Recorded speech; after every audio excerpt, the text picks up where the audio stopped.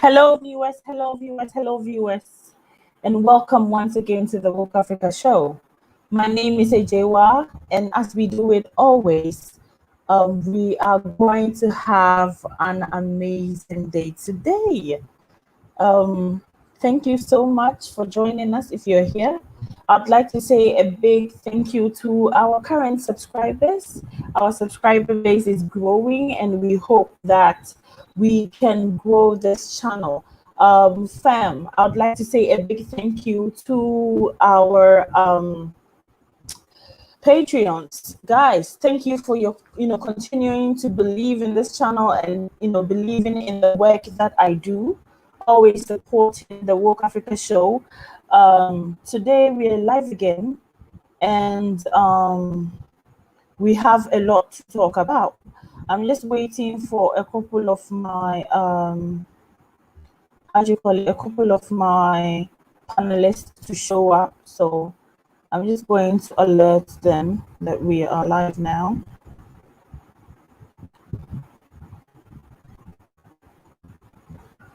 Yes, welcome to the Woke Africa Show. I'm going to put the link down here so that you can join in. My panelists can join in. So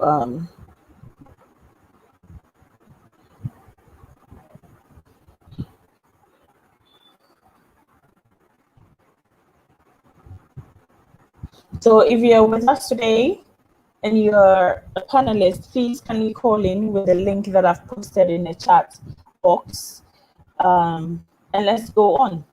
So a lot has been going on around the world, actually, in Germany, in London, in the United States. Hello. Darius Smith, welcome.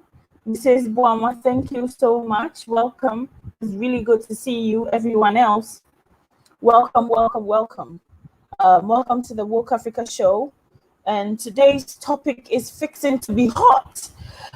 Because fam, it's just left the times, the times where we talk about our situations and then we just think it will get better.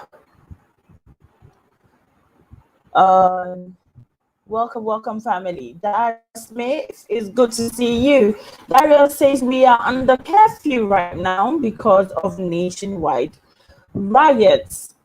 Darius, I'd like to know where are you? Which state do you live in? Let's know which state you live in. Hey, Coco Benji, welcome to the Woke Africa Show. Welcome to our live show. I'm so happy and so glad to have you guys on board. So as we wait for our panelists to show up, let's just see. Darius, I would like to know which state you are and what events got you guys to that point. Okay, so I want to talk about something that caught my attention today. And so the mayor of Mississippi said something that brought me to a place where I didn't even think I would get to. It just brought me to a standstill. I was so shocked. Okay, all right, you are in Florida. Okay, so Darius, how is the protest? Is the looting still continuing over there, or you have a semblance of peaceful protest around there? Hello, Adwa, and welcome to the live show. It's good to see you. You're looking beautiful in your display photo. Welcome to the Woke Africa Show. I'm just trying to find out what's going on in Florida. Fighting the cops and destroying a lot of things.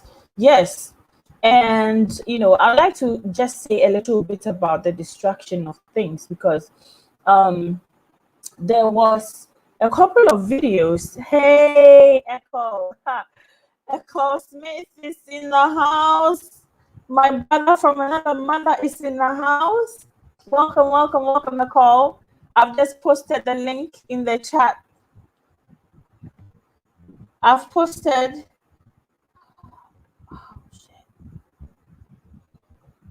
I've posted the link in the chat, and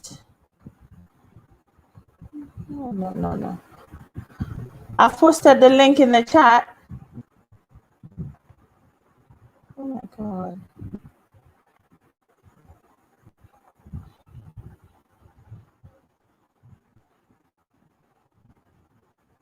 I'm sorry, I think there was just a mishap here right now. I don't know what happened. I don't know what just happened.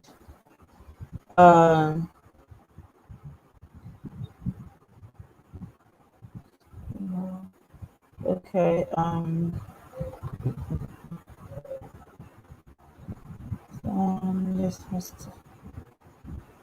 Okay. I don't know. I'm just trying to set this thing up because something just happened. I can't see my guest. I'm looking for a call Smith.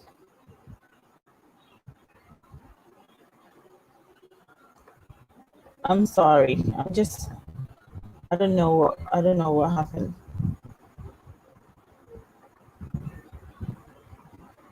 Okay. Hello. Hi, Echo. Hello, Echo. Are you here?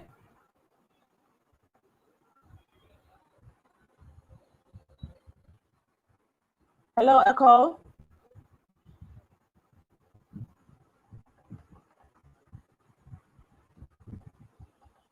Okay. So I'm trying to. I don't know what happened. I can't.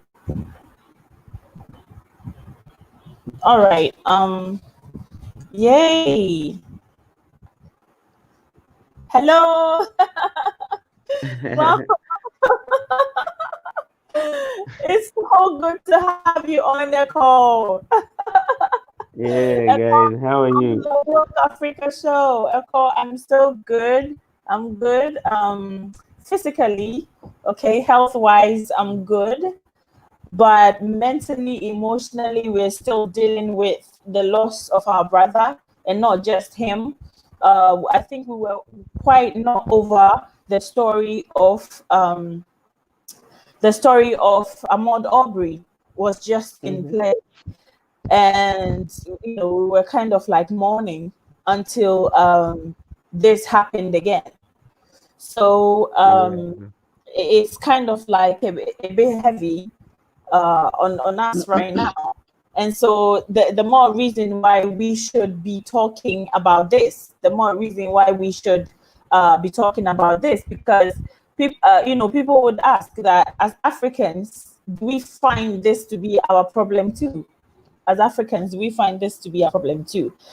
Here is the thing: the mayor of Mississippi, and then he's this mayor is called How Max, and How Max said something. In the wake of everything that is going on, he put a tweet on his Twitter, and then said, "If you can say I can breathe, then you can breathe." And that is something that really caught my attention, and brought me to a certain place, because we always talk about how racism is built into systems, how racism has been institutionalized, and how racists have been given power to kind of like oppress black people and people of color across the globe. Mm-hmm. And in the wake of this horrific execution of a brother, this mayor comes out, and he the only comment that he could make was that if you can say I can't breathe, then you can breathe. And he added that he doesn't see anything wrong with what happened to our brother, or what he saw in the video. He saw nothing wrong with it. And this comes back to tell us that our fight, our situation. Hello, welcome to the Woke Africa show.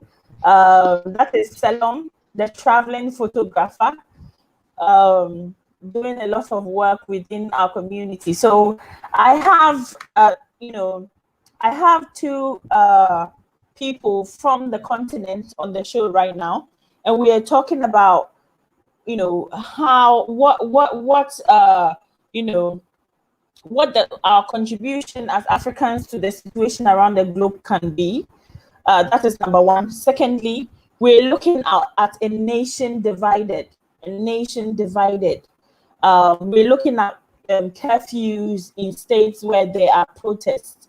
How is the curfews going to affect our quest for justice for our brother George Floyd and Ahmaud Arbery and Philandro Castile and all these brothers who have been, murdered by state police? Now, there's the question as to whether the quest for freedom, people should, take flight or stay and fight. And so we're asking the questions, should it be something that you'd have to choose? Should we have to choose between staying and fighting, or taking the trip to the motherland? Is it something that we can do hand in hand, or should it be something that you have to choose between? So we're going to be talking about these topics. And okay, we just lost a call there, but I'm hoping that it is network issues and they'll be back. So we want to be talking about this, and we want to see what the direction is for this protest. So Salam, can you kindly take us through what do you think as Africans? And when I say Africans, I'm talking about African Union, I'm talking about nations within Africa, I'm talking about citizens in Africa. Do you think should we have a way forward? Should we have a plan? So I want to know what you think. Okay, thank you very much. A very good morning to your listeners out there, and good evening as well.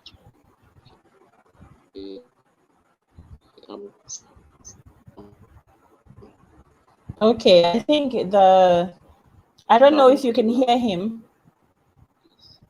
Can you hear me? Hello? Yeah, please. Yeah. Okay. It's breaking up a little bit, but I think we can manage it. Okay, I think African leaders have to come together, not just African leaders, but all Africans, including myself and yourself as well. We all come together and then we look at ways and means we can speak out for our brothers and sisters in the diaspora to be saved. Okay, and if possible, to also repatriate, especially those who are interested in repatriation, okay, to come to the motherland. Because what is happening right now, if you ask me, I can tell you it's more like genocide kind of. Okay, that is my personal opinion, because racism has climbed to the highest degree as far as the things you are seeing on social media is concerned. Salam, I think we can't hear you. So, can you call back in? Can you drop and call back in, because we can't hear you at all. I think I've tried. Yeah. All right. So let me take a few of the comments, and then I think there's a little bit of technical challenges with the internet. Okay. So Darius says we are under curfew right now because of nationwide riots. Yes. Benji Coco Benji say hi. I'm in Florida and they are okay. They are in protest. Okay. Adwa says hi. Welcome, Adwa. Darius says fighting the cops and destroying a lot of things. Yes, we will talk about the destruction. We will get to that point, because I think it looks a bit fishy. I don't know what you think, but all this destruction looks like something that has been really planned to get people in that situation. So we will talk about it. People are tired of the racism against African Americans, and we are tired. Yes, yes, enough is enough. I mean, it gets to a point where you can say enough is enough, and it must stop. So I completely agree. Yeah. So Dario says, most looting and some peaceful. Yeah, I think that the looting is what, if we are not careful, can kind of like, come to take us a few steps backwards. But protests are still ongoing on here in Seattle, Washington. Wow. So there's still more protests going on in Seattle, Washington. Iman says hello, hello. Iman is a moderator on the channel, and I'm sure Iman will be keeping the likes up and helping us to get through this live. Traveling photographer. Hi, brother. Hi, brother. UK has joined the protest, but it's peaceful. Yes. This is going global. So Africa, you need to tell us what you're doing. Yes, this is going global.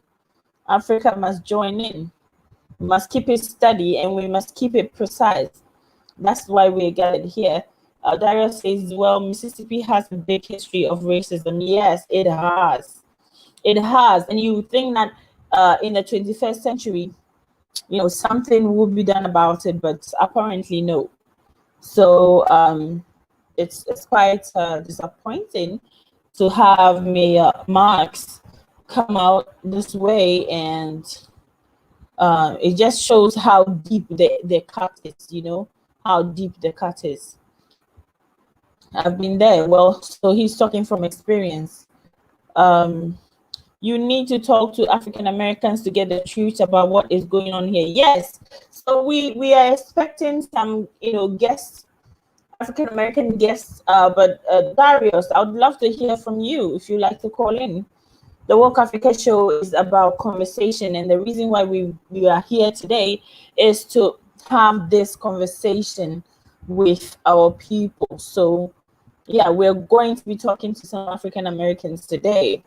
So Mrs. Boama, hey Mrs. Boama says can't hear you, but you can call in. We would love to hear from you, where you are and what is happening. Especially from London, what is happening in London. You can always call in and share with us what's happening in your area. She says, Daria says, yes, African Americans need to fight and get the passport for Plan B, because as you can see, things are bad in America at the moment. America is on fire. Yes, it is. It is. And I think that this is a very crucial point, because, and I want to say that you don't have to just okay, let me just say, well, you can fight racism wherever you are. It doesn't have to be one place. Ubuntu, Kenyatta, Ubuntu, and Ubuntu. I am because we are, and that is the spirit that guides us all, on the continent and wherever we may find ourselves. So let the love, the self-love show through whatever situation we are going through. Ubuntu, I am because we are, and I am so grateful. So I'd like to also echo Dr. Mumbi and say Tuko Pamoja. Mrs. Bowman says they have been calling out the white supremacy group for sabotaging the protest. That is amazing. That is amazing. That is amazing. Okay, so Darius, I think you may need to connect your microphone or come before you can join the chat. Okay. Welcome, Darius. Welcome, guys. Can you hear me? Hey, welcome. Hello, can you hear me? Yes, I can hear you. Oh, hi, Darius. How you doing? Oh, okay. So Darius is off, and we have Selam online. Selam, can you hear me? Yes, I can hear you. Okay. So, guys, can you hear Selam? Selam, can you lift your voice a little bit? Yeah. Okay. So I wanted to So ask that you. Here. Okay. Hello, guys. Welcome. Darius, welcome. Yeah, I'm back now. Okay, Okay, great. welcome. So I was asking Selon before he went off, that what approach do you think Africans can take in this situation, because we are obviously not leaving our brothers and sisters to fight alone in the United States. So we're definitely thinking about what do you think, how do you think Africans can contribute to this, considering that, for example, in Ghana, there hasn't been that many protests that didn't have to do with politics. So, Selon, how do you think we can go from that and actually join our brothers and sisters in the fight for freedom and justice for our people?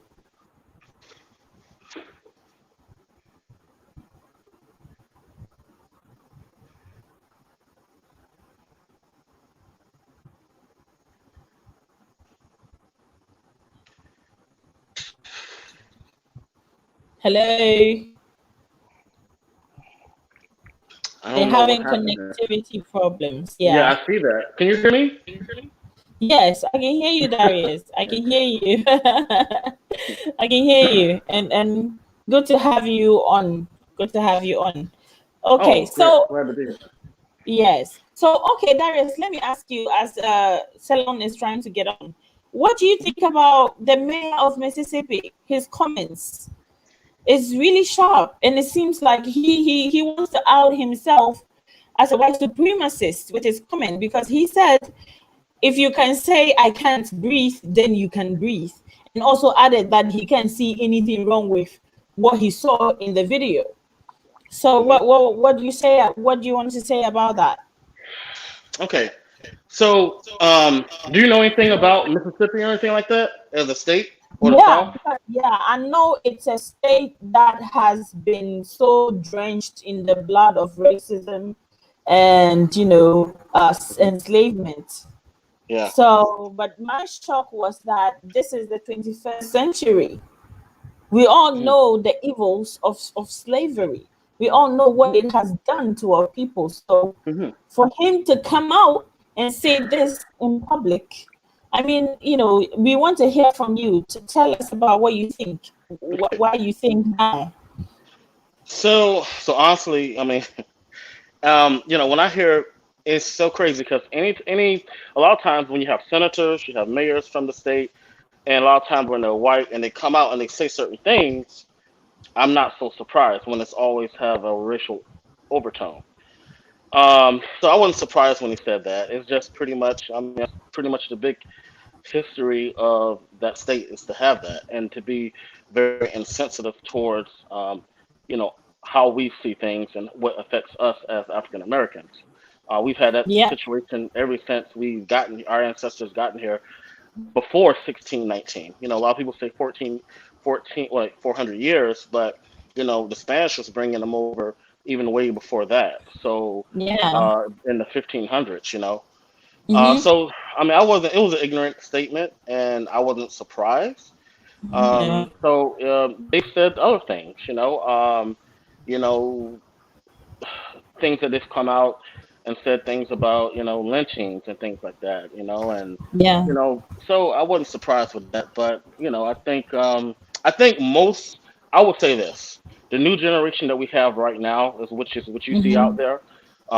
You see us African Americans out there. We're fighting. We're demanding, respect, and not only that, but you see white people out there. Now, the white people you see Now they're saying in the media that they're kind of like our allies, but those are the millennials, the younger one, the younger generations that they're kind of growing Yeah. up in a very, culture diverse environment. They go to school with us Yeah. and things like that. They play with us and all that stuff. So Yeah. they don't see the racism like their grandparents or see it, who grew up in the Jim Crow, which is more Yeah. of apartheid in America. They didn't Yeah. grow up in that, so they're trying to fight against that system. We're fighting against that system. We're tired. Yeah. Yeah. And what you see right now, this is a great opportunity for us right now as African Americans to say, hey, look, we are tired. Every time we turn around, you're killing one of us. Not only that, you're killing one of us, but you're acquitted of all charges, or you get a slap on the wrist. I mean, you see it time Yeah. and time again, and it's very discouraging. We're tired, and then not only that, but the millennials, this new generation, is tired too. So, and what you're seeing now, I would say that, like, I love, Dr. Martin Luther King. Okay, I'm hearing myself Yeah. now for some reason. Okay, Is it so better? yeah, it's better now. So Okay. what you see now is we try. I mean, I love Dr. Martin Luther King. He's our great, you know, um, leader. And but it was more of turn the other cheek, peacefully protest, and we did that for 55 years. Okay, since we Mhm. had our voting rights from 1964 that Lyndon Mhm. Baines Johnson gave us. Okay, however, Mhm. we still in the same situation. Now, what you're seeing now is the spirit of Malcolm X. Okay, another one of our civil rights leaders. Actually, Yeah. one of Yeah. Malcolm X's daughters is living in Ghana right now. Believe it or not. Um, Oh. yes, one of the daughters. I can't tell you. I do Okay. know one of her. Yeah. So Thank what you you. see now? I'll try and find out, Yes, more about her. Yeah. yes. I will send you some information. Probably Yes, want to get I off. would appreciate that. Yeah. I would So what you appreciate see that. now? I'll put my email address in the chat box. Okay, great, great. So what you see now? You see more of the spirit of Malcolm X. Malcolm X said, "By any means necessary." So he was more of eye for eye. Hey, if someone hits you, hit them back. If they're trying to fight you, fight them back. Stand up for yourself. Back in those Yeah. days, peaceful protests kind of would work back in the '60s because we had to Mhm. show that, yeah, we are black, we are African, but we are not intimidated. We're not the negative things that come along with being that you think come along with being a person of African descent, or a person who's Mhm. dark, or a person who's black. So Mhm. um, but Malcolm X was a little different. I mean, they were great friends, but he saw it a little different. And that's what you're seeing right now. You're seeing the spirit of our ancestor, Malcolm X, is rising in the country and basically saying, hey, by any means necessary. And also, he also said, Americans' chickens are coming home to roost. And I really believe Wow. spiritually that's what you see with everything is going on here in America. You know, from all of that you saw from, that of the slavery. We know about the slavery part, um, when they came to the shores of Ghana and Nigeria and, and got us and brought us here and throughout the Yeah. Caribbean and throughout the South and throughout South America, you name it. And not only that, but then they took the Native Americans, the Indians' land, enslaved them and things. And so I think it's like things are it's starting to, I mean, the chickens are coming home to roost. It's just saying, like, in other words, kind of like what goes around comes around. It's like, karma's going to come for you somewhere. Whether you do good or you do bad, it's going to come around. you know and there's been a lot of blood shed that America's done, and now things are starting to rise up now. So, and actually, as a people now, we're starting to rise up.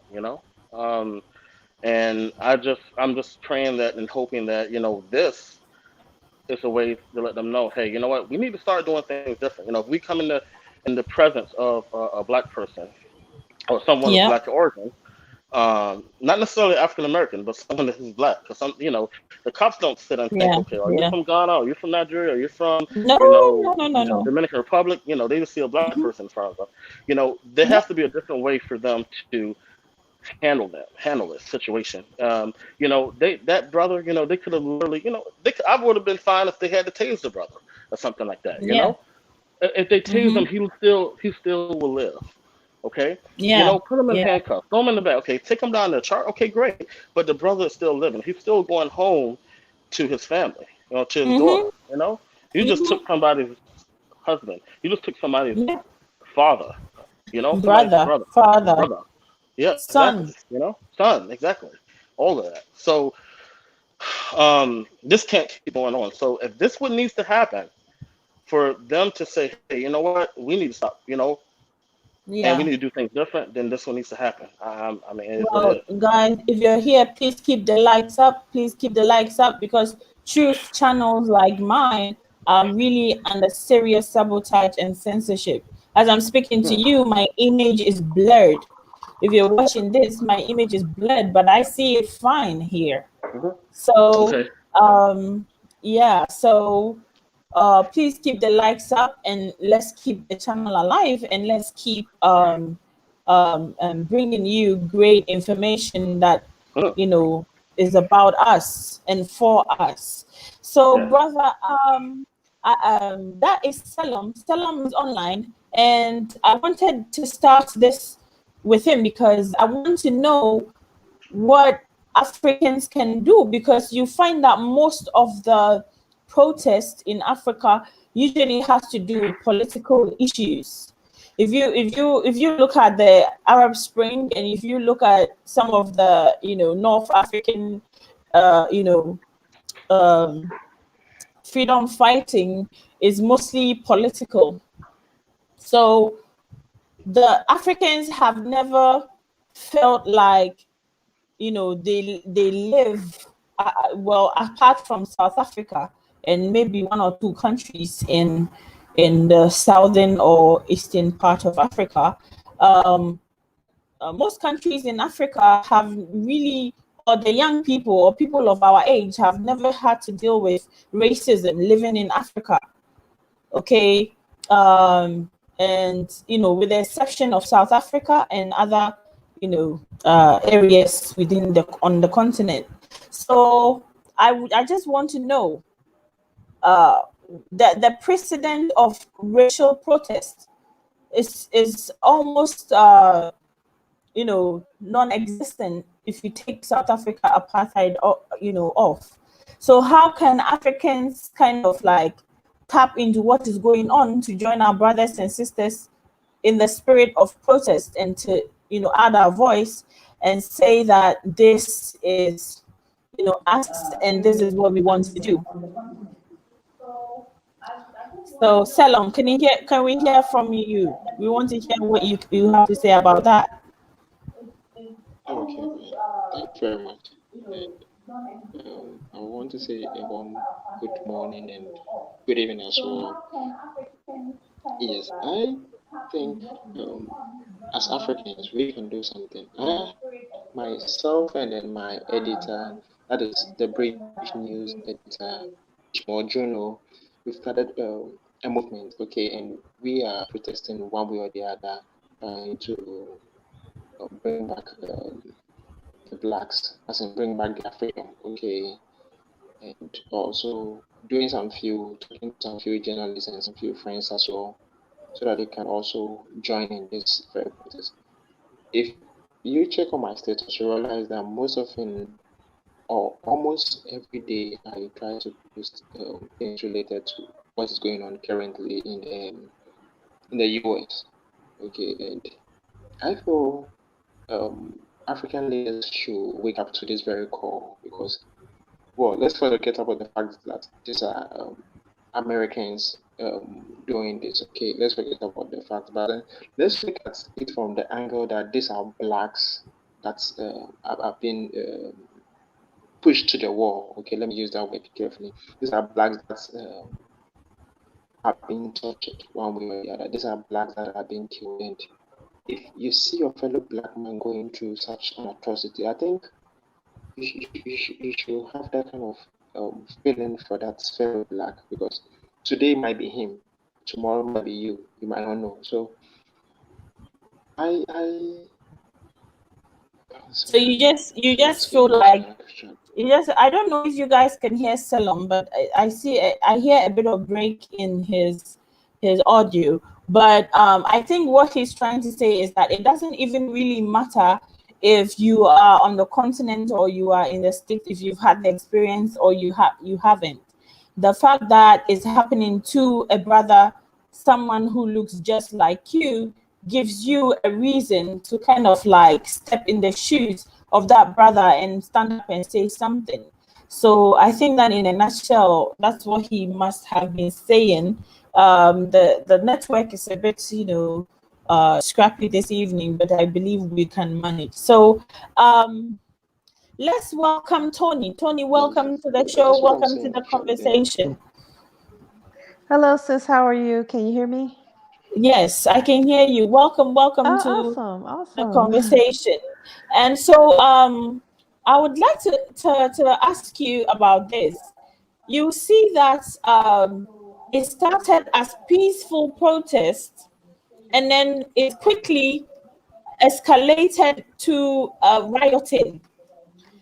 I've been talking Hmm. to Darius, and Darius has kind of like given us an understanding of how, the background of Mississippi as a state and their involvement in slavery, and how racist that they come out to be. It's like the headquarters of white supremacy. And so we've been talking about what the mayor came out to say, and he's thrown some more light on that for us to hear. The conversation is going around. Salon has been talking about how Africans should get involved, regardless if we've had such incidents in our countries before or not, because at the end of the day, it comes back to the fact that it's Black people who are being targeted. So if you're Black, then you should get on board. So That's right. I would like to ask you, it started as a very peaceful protest, then we see it quickly deteriorate. Like the pace of the deterioration was just so fast, from Hmm. peaceful protest to full-blown rioting. And um, do you want to say something about that before we go I into the questions? sure. I mean, I can totally understand why it would blow up the way it did. I mean, if you consider the fact that blacks, we are very peace people, almost to a fault. Very much to a fault, actually. I mean, we are very forgiving, and just to see some of our people getting killed over and over again. And to see the reaction is always one of, we are expected to forgive. And if you notice, a lot of times that's the first thing you see that's happening. We are forgiving. And our generations that are coming up under us, they are tired of seeing that. And a lot of us also, we're tired of seeing that. We're tired of seeing over and over again, we're forgiving, but they just keep continuing doing the same thing. So Yeah, how does this work? We keep forgiving, they continue killing. yeah, So you see what you're seeing right now, you're seeing that Black people are fed up. We are also in contact with one another. So we're watching Black African people around the globe, and we're seeing the injustices all over the globe. We're yeah, tired of seeing that. We're tired of seeing us being degraded, us getting beat, us being disrespected by different people. And so what you're seeing is just a combination of all of these things, these emotions inside, and people are just fed up. They want to see change. We're tired of humming, no disrespect, but the old Negro spirituals of we shall overcome. We're tired of that. yes, People want to see results. And so you see a lot of young people who are fed up. We went to school watching that. That was part of our curriculum in class. We would see this, we would see these image over and over again of us as a people being disrespected. It's only so long you could continue seeing that. So that's what you're seeing. You're just seeing a result of people just being fed up of seeing the same thing over and over again.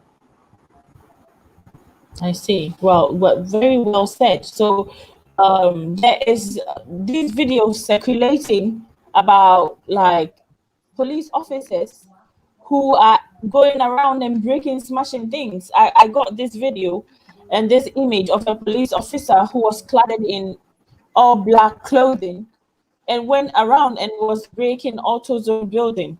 He had this hammer Mm. in his hands and he was breaking this AutoZone building. So I'm just wondering what is going on with that, because Well, this again, Sister AJ, this is the same tricks that been happening for a long time. If you remember, back in the Malcolm X days and the Martin Luther, the MLK days, you would always hear of sabotaging. Always, always.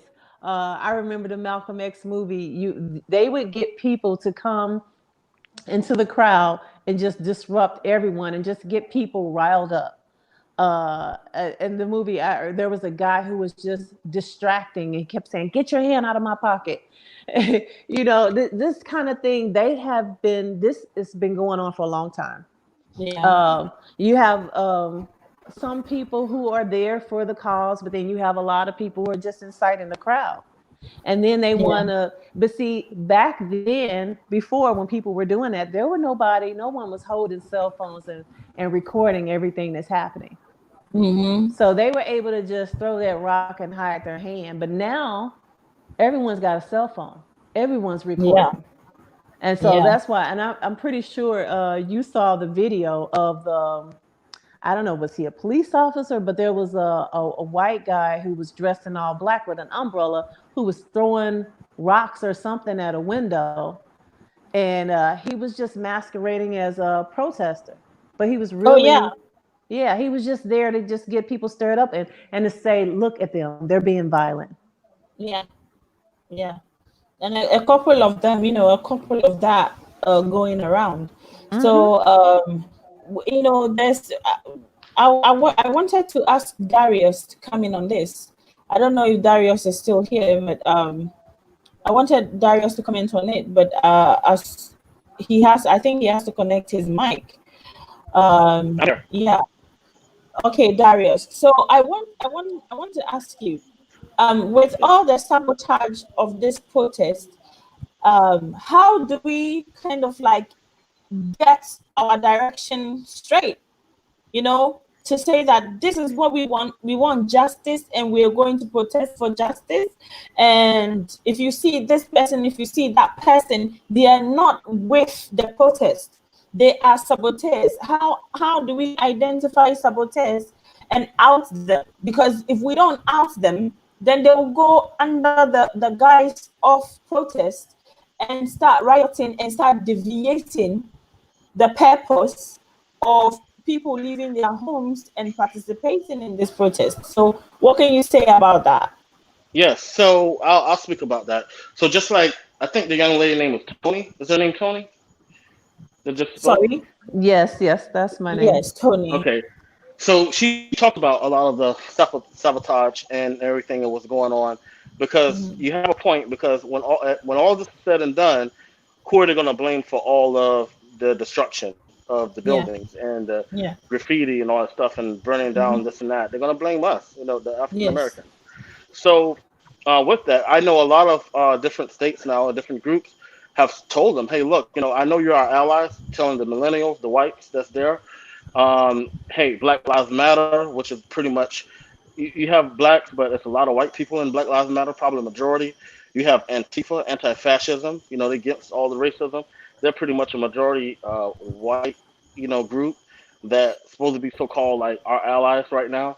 But they're telling them, hey, look, guys, what, stop this, looting, stop this destruction and everything. We want to come out here, we want to protest, but we want to get our word out here that we want it to be effective. That we want to end this racism and police brutality, because it's kind of hard to get that out there. So they're literally disavowing those groups there and saying, hey, look, then if you can't come out here and peacefully protest with us, then don't join us. Don't not Yeah. join us. We just have to be on code throughout the United States, from state to state. And I think right now, we are connected in that way. And we're saying, hey, look, we don't want to be responsible for that. We know you're going to point the finger. So you know what?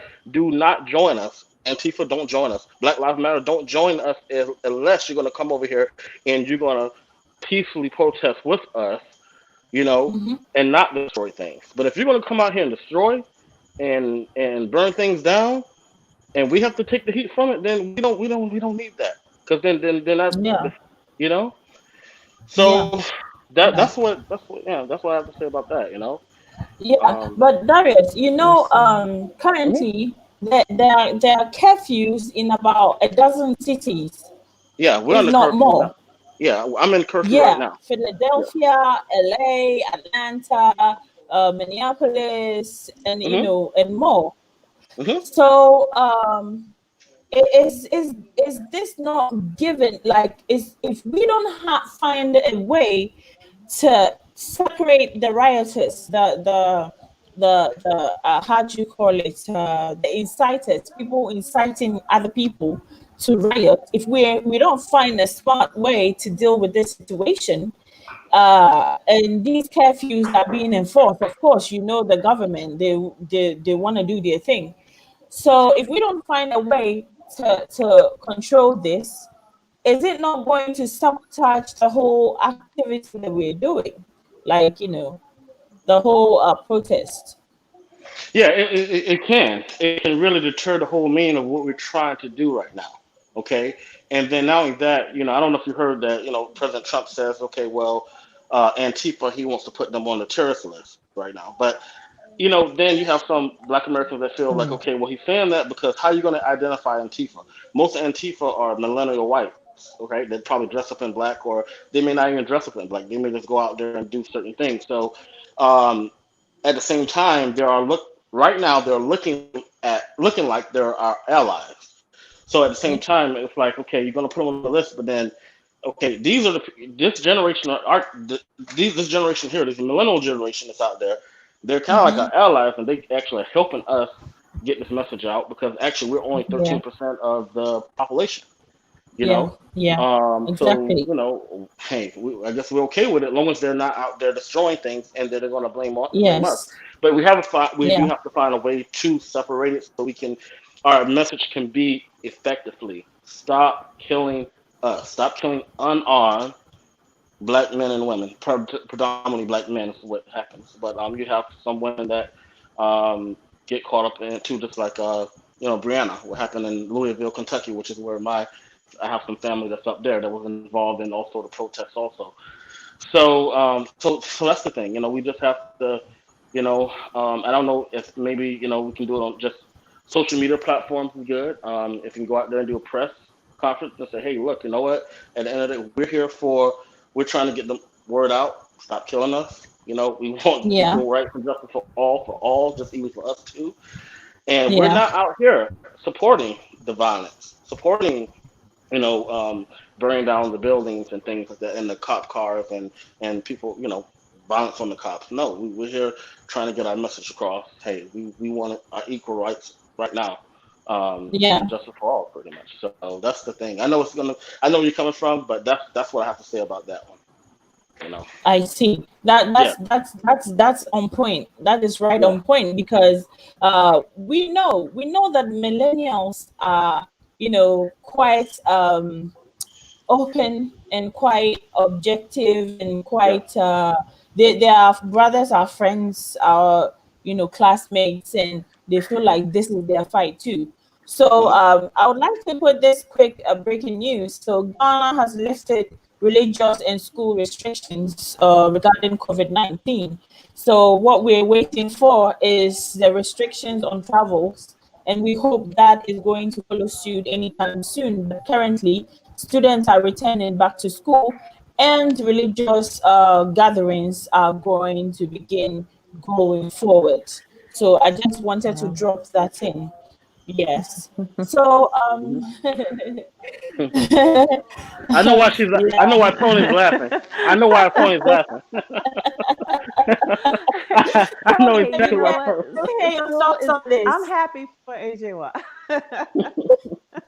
Because I'm sure my she's happy to daughter get has her to go break. back to school. My Right. daughter has to go back to school. Because that's your co-host.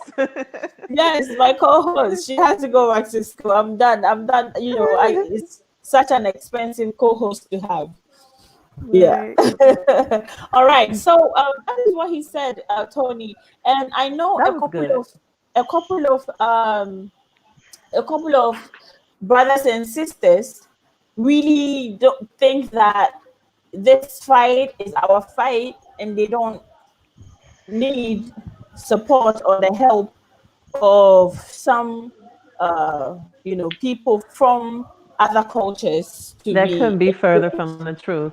I mean, we Yes. all need So each other, and what that do that has yeah. been, yeah, that has been what has always stopped. I think it's hindered our progress in a way, in a huge way, actually, because this would be the first time in history when you would have a global Black African family come together. That's Yeah. never been done. And Agreed. Yeah. so, no, it wouldn't.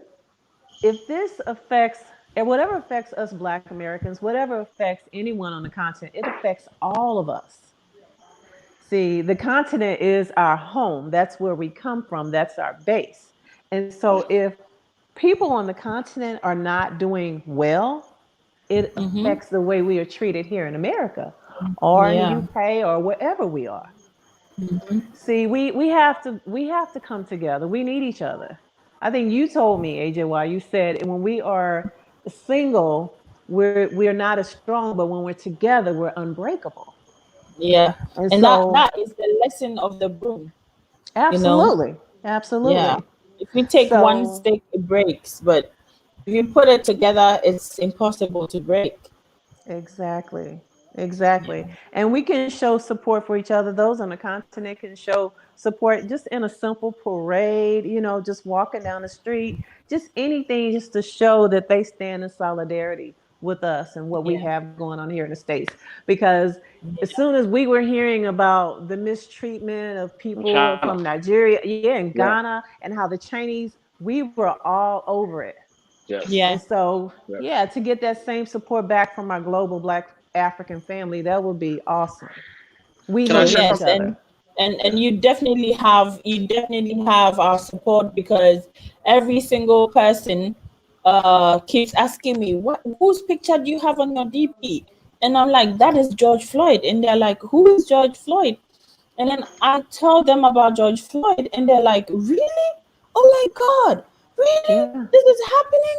And stuff like that. So the news is spreading. The more this goes on, the more the news spreads, and the more people on the continent and everywhere gets to know what is going on. And it kind of like it's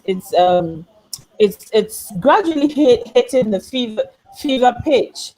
And so Mhm. I see that actually happening. I see a lot more Africans come out and talk about the Yes. situation. So the president of African Union actually came out and condemned the killing of our brother, and there's been a mixed feelings about that. Can Darius, can we know what you think about that?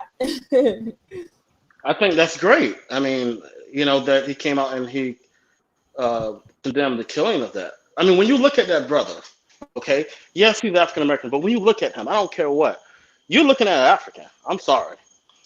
Yeah. You're looking at your Yes. brother. You're looking at your He cousin. looks Yes. Okay. more African than anything. Like, he looks like somebody who's been born on Yeah. the continent. So Like, let me you clear some. Yeah. Let me clear some things up. All right. And I'm sure Tony can agree with me. There are more, and this is I've been hearing this has been upsetting me. There are more African Americans here in America Hmm. that receive that they are from the motherland of Africa, then you have those some people out there that they may consider hoteps or Israelites and Right. Moors and we're Indians, we're Native. No, no, no, no. We have more. Mm-mm. I mean, we have a whole lot more Hmm. here that receive that Absolutely. we are African. That small percentage of people that are part of these different sects, whatever, or Hmm. these different groups and everything that says we're something else. yeah. Okay, that's a small Absolutely. majority, and they Wow. for some reason they have a large internet presence. Okay, but we carry the name African American for a reason. All right. First, when we came over here, we were what? We were Negro slaves. Okay, or actually, we're Africans because when we first came over, then we were Negroes. Okay, Negro slaves. Then after that, we were considered colors. Colors is that's what they Hmm. call black people. Okay. Then went back. Okay, we're black. Then it said okay. Then Jesse Jackson said, hey, you know what? Well, we're our ancestors came from Africa. We look like the people over there, so we are African. So we're African American, and that was to keep our identity, so we will never forget where we come from. And as from the age of 10 years old, I discovered. I said to myself, I said, let's see. I look like the people in Africa, and Nigeria, and Ghana. Black people came from there. I mean, so I remember one time I went to my teacher. I was like, "Hey, black people come from Africa." And she looked. The white lady looked at me and said, "Yeah, they did. They came over and said, okay, great. I'm from Africa." And that's when I started my Pan African experience right there. And I started putting I up the fist. see. I'm like, "Hey, I'm African American. I'm an African." Right there is when at 10 years old I came into the knowledge, wisdom, and understanding of who I really was as a black man, as an African, someone from that continent. It's just common sense, guys. I mean, come on. Yes, yes. And when I did my DNA test, I did my DNA test, and all of the countries come up. I mean, Mm-hmm. Ghana comes Wow. up. I'm like literally almost half of Nigeria, but Please Ghana comes up. come on Mali comes home. up. Come Senegal. on home. Exactly. And you know, We can't and I'm wait. sure if Really. We can't wait to have you yeah, guys back. yeah. So that's one Mm-hmm. thing I want to say. Another thing I want to say also is what I think we need to do right now. As you can see, America's not looking so good. So what I'm thinking is that when all this stuff is over, the COVID, African Americans need to get that once they patriot back to the motherland, need to get a passport if they don't already have one, and try to and have plans on a plan B to at least I mean come back to the motherland, go to Ghana or something like that. I mean right now it's Mm-hmm. either for us to go to Ghana, I think, than any other country right now. What I understand, because Ghana actually are receiving diasporans right now, to my Yes, understanding. yes, Correct? yes. And Okay, I so also like to put this across that if you're new here, please like the show, and please, my video is somehow blurred out. This didn't used to be the situation, and yeah, I am using the same equipment I used to use. Of late, my channel has come under such scrutiny and such censorship from YouTube, but we're not going to stop talking because this channel is about conversation about the yeah, important things to us as African people. So they have to deal with it. We're going to Yep. talk about situations. So do not leave when you see a blurred out image. That is what I'm having to deal with. And I know we can all support each other and we can still, go through this together. I hope at a yeah. point it stops, but let's go through this together. So if you're here, please subscribe and like the show, and let's keep it going. I would like to know, he said something really powerful, and I would like to know, Tony, what's your view on that? If you can give us a short one on that, and then we can move on to the next topic. My view on what now? Oh, and the fact, we were talking about the fact that about the comments of the African Union Oh yeah, head. I think that was awesome. Yeah, I think that Yeah. was Yeah, yeah, that's great to hear because I mean, because what we witnessed on TV was actually a public lynching. Yes. yeah, So I mean, we sat there and watched it online. I mean, it's just on television for everyone to see. So no one it was good to get that support from them, but also no one could deny there are even there are even some white. I think I saw something. It was a white officer or something. He's like, yeah, that was murder. Yeah. Yeah, yeah. we watched that. We watched that, and I think it's yeah, people are calling it out for what it is. Hmm. yeah, I mean, yeah. and they're That still was. showing it. CNN is still showing it right now as we speak. Where they're still showing it. So the more they show Mm-hmm, it, the more people are going to get upset, and the more it's going to work on their emotions, and the more they're going to go out there mm-hmm. and riot. And And do yeah, protest. exactly, You exactly. know. Okay. Um. So Hmm. now let's get to the interesting part of all of this, okay? Yes. Yes. So I hope you guys are all familiar with a brother that is, I really kind of connect with on so many levels, and his name is the young pharaoh. So you Okay. guys, I hope you had You're Oh going to my talk about the goodness. Trump situation, right? shout, shouts to Echo, shouts to the young pharaoh, shouts to Dr. So, Mumbi, and shouts to Wademaya, all the African YouTubers adding their voice to the fight. Shouts to all of you. So the young pharaoh came to release a statement today, and I would like to go over that. Just summarize it into just one sentence, okay? So what he's literally was trying to say today that is that this whole COVID-19 thing has been a plandemic, as Dr. Mumbi says. It's been something that has been planned to try and control the world, turn the world into one playing field and control it as and how they like, with artificial intelligence and population control. Now, um, he's saying that this is a second phase or a plan B of the pandemic. And he is saying that this is a Masonic action that has been rolled out. And he's talking about things that the deep state is planning. I don't have the information to actually confirm it or not, but it makes an interesting read. It makes an interesting, it gives you another perspective of what our world, could be going through. And he says this is the second phase of it, to allow the government to introduce martial law and start putting into effect the agendas that failed in Plan A, because Plan A has failed to succeed because people caught on to the vaccination thing and Bill Gates and all of that, and that has suffered a lot. And that the fact that if you study what Chauvin and the other cops did to our brother, he puts it like this, that if you see what was happening, the officer had his knee on the neck of our brother, and our brother kept saying, I can't breathe, I can't breathe. And he had his neck on the throat of our brother. So if you look at COVID-19, where does the viral attack? It attacks your lungs. And then when the situation, the sickness progresses, you can't breathe. And where does it land first? It lands in your throat first, and then it goes into your lungs. And the person that was visible has his knee on the throat of our brother. So it's like it was a communication to their people that, hey, the first stage didn't happen the way we wanted it to go. So it's time to go to phase 2.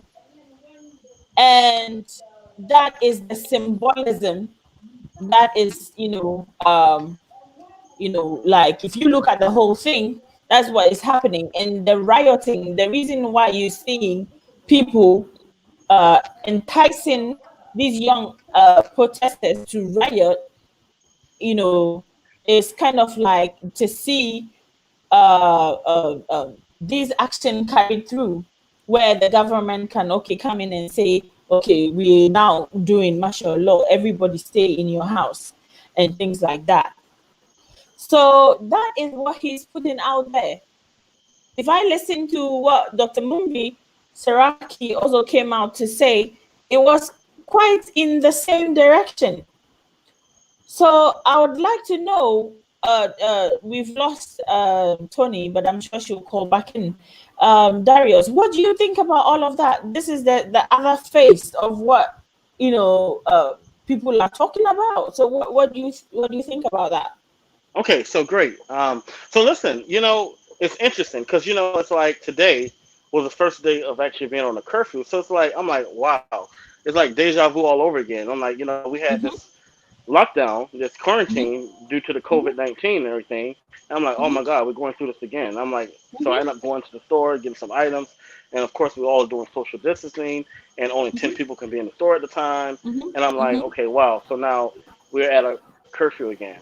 Okay. Yeah. In terms of symbolism, maybe Pharaoh has a point on it. I know you're talking about young Pharaoh.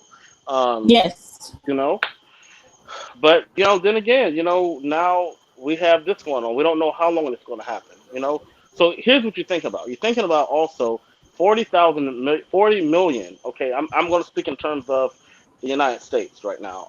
Yeah. I don't know what's going on around the world, but 40 million Americans are unemployed or have filed unemployment. Okay, so you have that. So now you have 40 million Americans out of work due to the COVID. You have that. Then you have not only that, people who have died. Okay, you have like a million uh, cases of it, and you have or 1.6 million. Then you have 100,000 people who have died from it. So you have a lot of frustration. Then you have the situation that's happened. Three situations that's happened of black people have gotten killed by the cops. So you have all Yeah. that frustration, all that built up, and people lost their businesses, lost their jobs. So Mm-hmm. now you have this, Mm-hmm. and not only that, but think about it: if people don't have a job, they can be out there protesting every day, or they can be out there Yeah. rioting every day now. So Yeah. Yeah. now this rioting now may actually last longer than a typical riot would be. See, I've seen riots last for sometimes it can last 4 days, 5 days, until the crowd decides, okay, you know what, we've gotten some justice. They arrested everyone, and we have Mm-hmm. jobs, and we have a life. We got to go back to it. Well, now you got 40 Yeah. million Americans or more that are Mm-hmm. out of work. So you know what? They can actually go out there and be in the streets more now and riot more and protest Okay. more than before. So Okay. now, All so you right. have that. You know, Yeah. you, So you understand? I want you to add to this quickly. Yeah. What do you say about the notion that white supremacists are actually baiting a race war? White supremacists doing a race war. Okay. Yeah. That. Okay. So I have heard that Like they're over. baiting people into a race war, with Okay. all the. Mhm. Right. Yeah. Yeah. So I have heard that. I mean, and honestly, I mean, when you turn on the news, you look around, you look at this.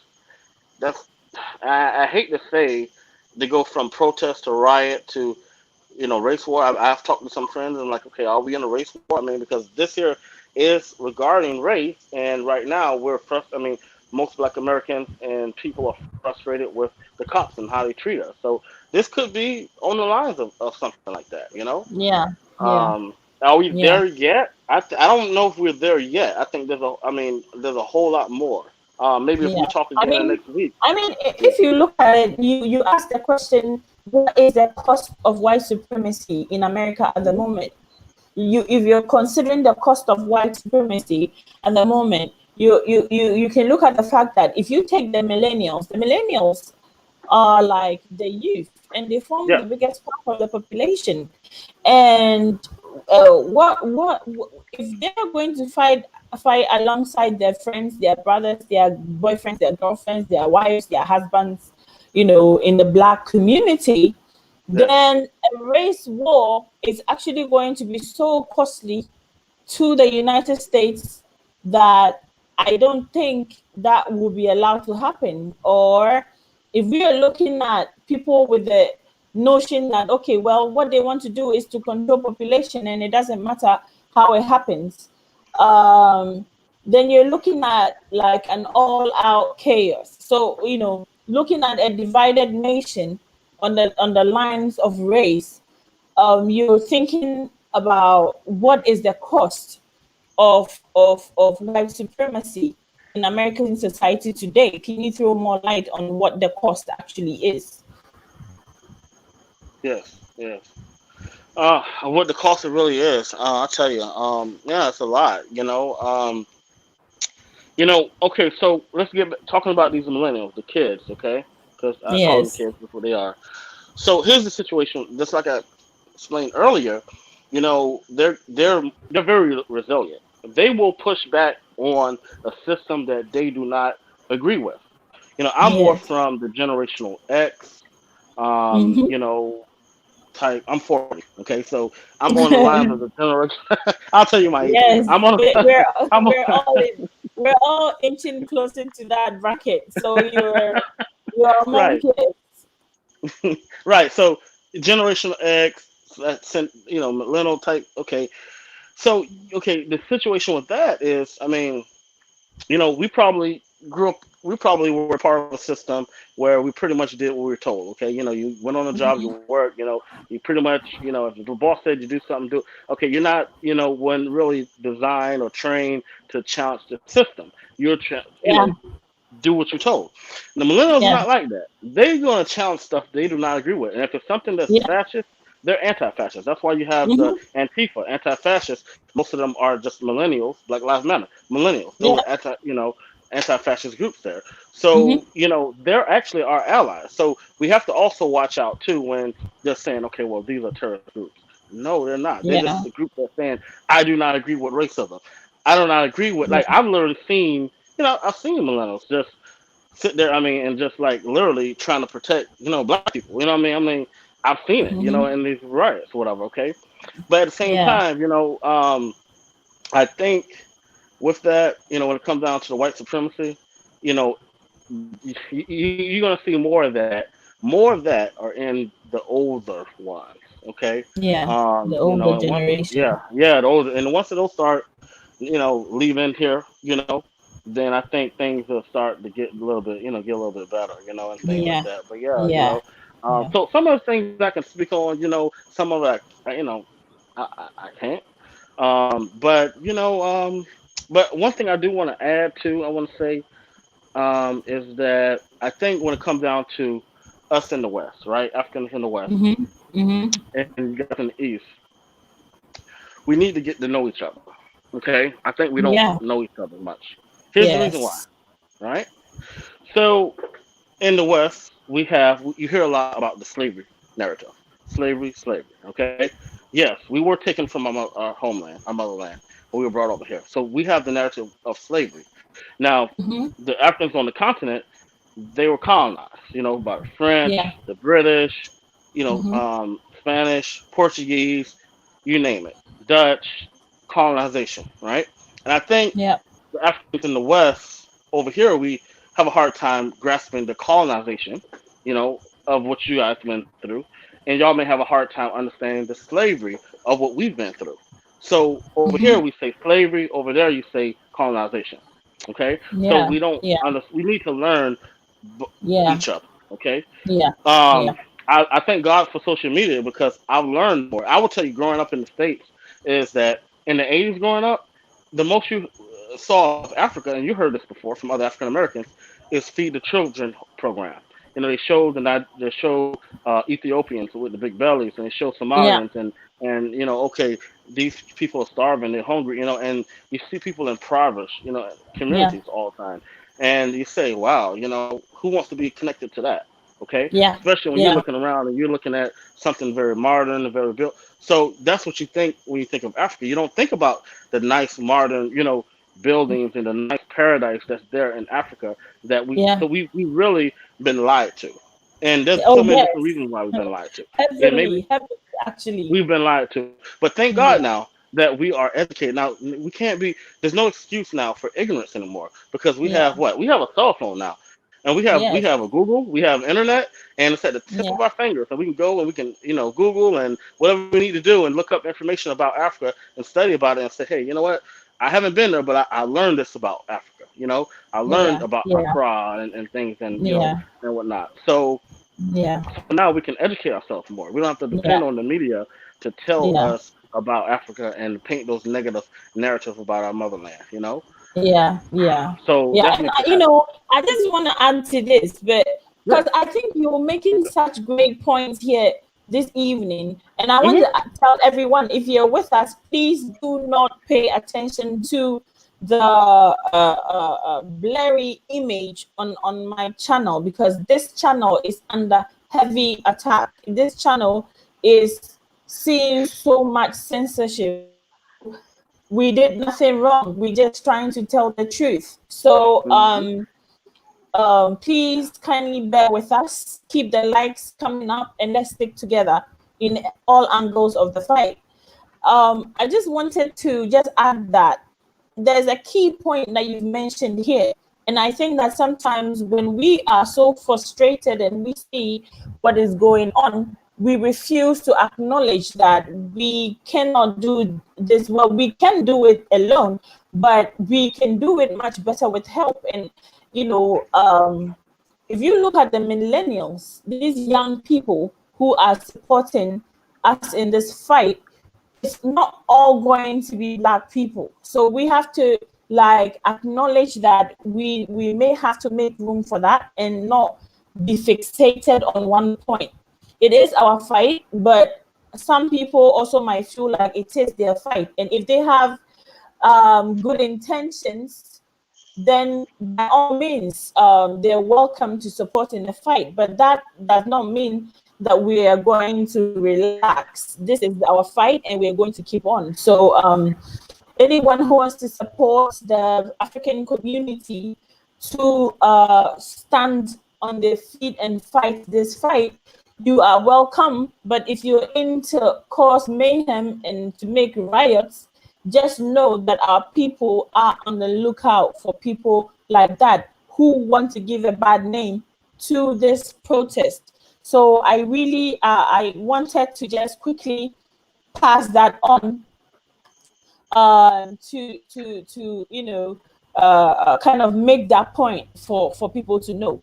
Another thing that is coming out from Minneapolis is that the mayor came out and said that if when they arrested all those people rioting and looting and all of that, there's one thing that they realized, that about 90% of the people they arrested were actually not from Minneapolis.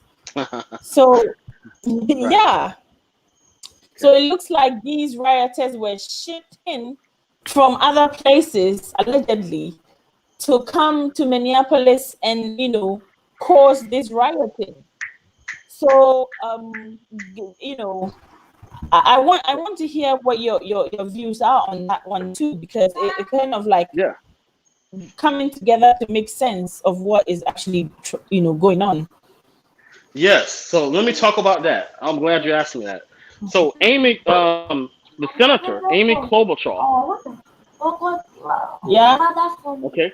Yeah, I'm listening. I'm here. So Amy Klobuchar mentioned that. Okay, she's a senator of Minneapolis, and actually, she was one that I don't know if you heard about, that Biden, Vice President Biden was looking to vet possibly as the VP, and the African American community kind of got upset and saying, hey, you know what, you need to pick a Black woman for a VP, because the Black people hold down the Democratic Party. And I'm talking American politics here. But, Amy Klobuchar was one that they were looking. And then also the mayor turned around, is probably said, okay, yeah. Are you talking about the female or the male? Because they have a male mayor of Minneapolis. Okay, yeah, it's the male mayor that came out, the cute one. That guy. Okay, that him. Yeah. Matter of fact, he's been speaking very well. He's been talking about slavery. He talked about the 400 years of slavery that we have been under. So he talked about that. He's really been doing a good job trying to defend for the African Americans. Really, he's a Democrat mayor, by the way. And that's kind of, I guess, important when it comes down to, most Black people in America are Democrats, most of them. So when he's talking about other people are coming in, it could be very well true. I'm gonna tell you why. I can't speak so much on Minneapolis, but yeah, I mean, so I'm not too far from Atlanta. I'm about 5 hours away from Atlanta. Okay, Atlanta, Georgia. And I saw what happened in Atlanta, and I seen how the CNN building was vandalized. Yeah. So I saw that. when I look at that, I say, you know what? Most of Atlanta is Black and very prosperous. We call Atlanta our Mecca, our Black Mecca, and Black. We're not going to destroy CNN because they bring us our news. They're liberal, people call they're liberal. So, but they bring us our news, so it would be crazy for us to do that. So it has to be outsiders. So now looking at Minneapolis, are there outsiders that's coming into the city that's doing it? Yes. I mean, this is an opportunity. Let's be honest, right? You don't really know who's who in a situation like this. You don't know if they're, okay, so let's say a white person, right? You don't know if they're, Black Lives Matter, if they're Antifa. You don't know if they're just a white supremacist, just want to come in and just Yeah. want to destroy something. Especially Mm-hmm. with Minneapolis being very Democratic, it could be a conservative, it could be somebody from MAGA. We don't know. Anyone can come out and start setting things on fire, using that as an opportunity. And I really believe that they do have some point. It could be people that's out of town. I mean that can very well be true. If they're telling the truth that hey, the people that arrested, most of Yeah, them because they have can been be better. out of Well, town. the family, Yes, that can be yeah, very well true. That these people are coming out of town and taking the opportunity to come in and destroy the city. See, a lot of times you'll find things that goes on in America could be also a lot of some things are racial and a lot of things are mm-hmm, political too. When you really dissect it, you'll see the political things part of it too. yeah, You may have yeah, some racist conservatives and say, hey, you know what? This mm-hmm, is a Minneapolis is a very democratic liberal town and they have a Democratic mayor. We want to come in and destroy that city and destroy this yeah, whole thing, whatever, and we want to go ahead and we want to set things on fire. That can very yeah, well happen. Problem yeah. is with Because them, you don't know who's who. You don't know if I what. may just Yes, go ahead. quickly cut in here, Yes. guys, if you're on the show, please do not be dismayed by the blurry picture you're seeing from this channel. I'd like to repeat again that we have been going through a lot of censorship and all kinds of things because we are here and we want to talk about the issues that are important to us, and we're not going to stop. So please support the channel, support the channel. We'll keep talking and we'll keep bringing important messages to you. So please kindly like the video and please subscribe if you can. But I just wanted to bring this to something that you said that hit me, because if the people of Minneapolis, why would they want to destroy CNN? Why would they want to destroy CNN? It felt like there was something political, to it, to the whole thing. And the good thing is, once the mayor was able to arrest all these people, it came out that they're not even from the state. So that is a very, very, good point that you brought up, and I would say kudos to you and for hitting on that particular point, because why would the citizens of Minneapolis want to destroy their livelihood, the jobs and the Yeah. companies in the city that gives them their livelihood, except Hmm. the people destroying these things actually have nothing to lose. Right. They're not. Yeah. And you know what? Because like I said, they don't know. Everybody's just in a crowd, so you don't know if someone's out of town or whatever the case may be. Now, let me say this. See, okay, I looked at Atlanta. I kind of was focused on Atlanta. I was like, oh no, not Atlanta. So let me explain about Atlanta. Atlanta has the right now. Atlanta is kind of like very prosperous. I mean, it's nothing. You'll find affluent. I mean, blacks. I mean, CEOs, so vice presidents of companies. I mean, very prosperous place for black people, African Americans that's in Wow. Atlanta. Okay. Okay. Thanks for saying And this. I know which states to come in when I decide to yeah, come on. I mean, I got some. Yeah, I was actually in Atlanta a few months ago. For doctoral residency and everything. So, Oh um, wow. yeah, Oh, you're a yeah. medical doctor? No, no, no. I'm actually, pursuing, dissertation, and I was Oh doing wow. residency there and Oh, everything. that's an Yeah, thank you. intelligent brother right there. Oh, Yeah. thank you. And I had the opportunity to network with some people from Ghana, that Oh flew wow. in, people from Nigeria, there, Yeah. doing the same thing I was doing, Yeah. and and it was great because we got to talking, and for a long time, since civil rights, I mean, it's been very prosperous. It's one place that we can say in America that's very prosperous for blacks. I mean, prior to that, I think we also had a Black Wall Street in Tulsa, Oklahoma, back in the 20s, but white supremacists they bombed that town and dismantled that town, dismantled it down, and but uh, Atlanta is one place that we can kind of look at and say, hey, you know what? That's majority black. That's prosperous. That's ours. And CNN is pretty much liberal Democrat. So we're like, okay, during the protest and this riot, they busted the windows and spray painted the buildings. And I'm like, why would they do that? We won't do that to our own. The natives of Atlanta was not going to do that to that building. So that means other people who probably didn't like CNN. You may have some conservative or some white supremacists may say, hey, look, you know what? We're going to go ahead and attack this building because we don't like CNN. I mean, why was that targeted? Even if you're upset, you're angry, you're not going to go ahead and target this is where we get our news from. Yeah. Our Democrat news. So I mean, so that tells me that other people are coming in outside of the protests to come into that city and do and use it as an opportunity to vandalize and to do bad things. People have been caught on camera. There's different videos going around that Yeah. people saying, "Oh, I'm not here for what you're here for. I'm here for a different reason." They're looting and things like that. Yeah. Okay, now you're Yeah. looting, but you're looting. And you're not here for George Floyd. You're here for what you can get out of it, or you're Yeah. trying to vandalize the cars and vandalize the express your anger. Okay, Yeah. Yeah. it's not you're not here for what we're here for. So yeah, but it's kind of hard to tell Exactly. who's who. Yeah, in that situation. Exactly. Okay. Yeah. I mean that is real. Is real as they come, and I'm glad we're talking about it because it's important to the people living after the protest is all said and done. The people in Minneapolis are going to be blamed for this, as we talked about, and so it's important for us to talk about it. If you are on this show and you have if you're on this show and you have a channel or you have a platform, you need to be reiterating the fact that people are being arrested for all these mayhem, and they're not even from Minneapolis or from the specific states that That's they've right. been arrested That's in. right. And that shows some kind of a hand that is playing in the background of this protest.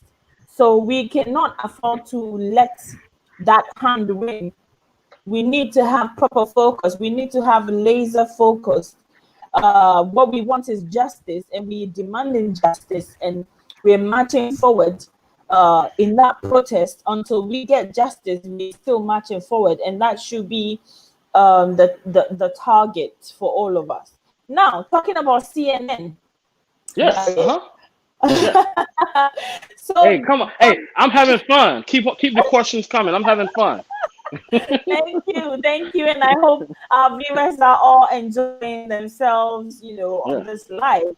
Mhm. And so, if you are, please kindly keep the likes coming and share to friends and family and colleagues, and let them join in the conversation, because the Woke Africa show is about conversation. And if you go to our YouTube page, that is the first video that is played for you. It's about conversations. Yeah. So Don Lemon, okay, and Yeah. I Don must say Lemon. that, yeah, he's been to Ghana to trace his roots with his mother, and so I think that was quite a spiritual experience for him. But then, just he's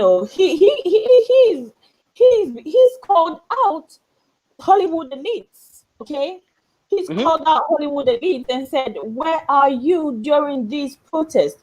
Where is your voice? Right. America is on fire, and where is your voice? Where are you?"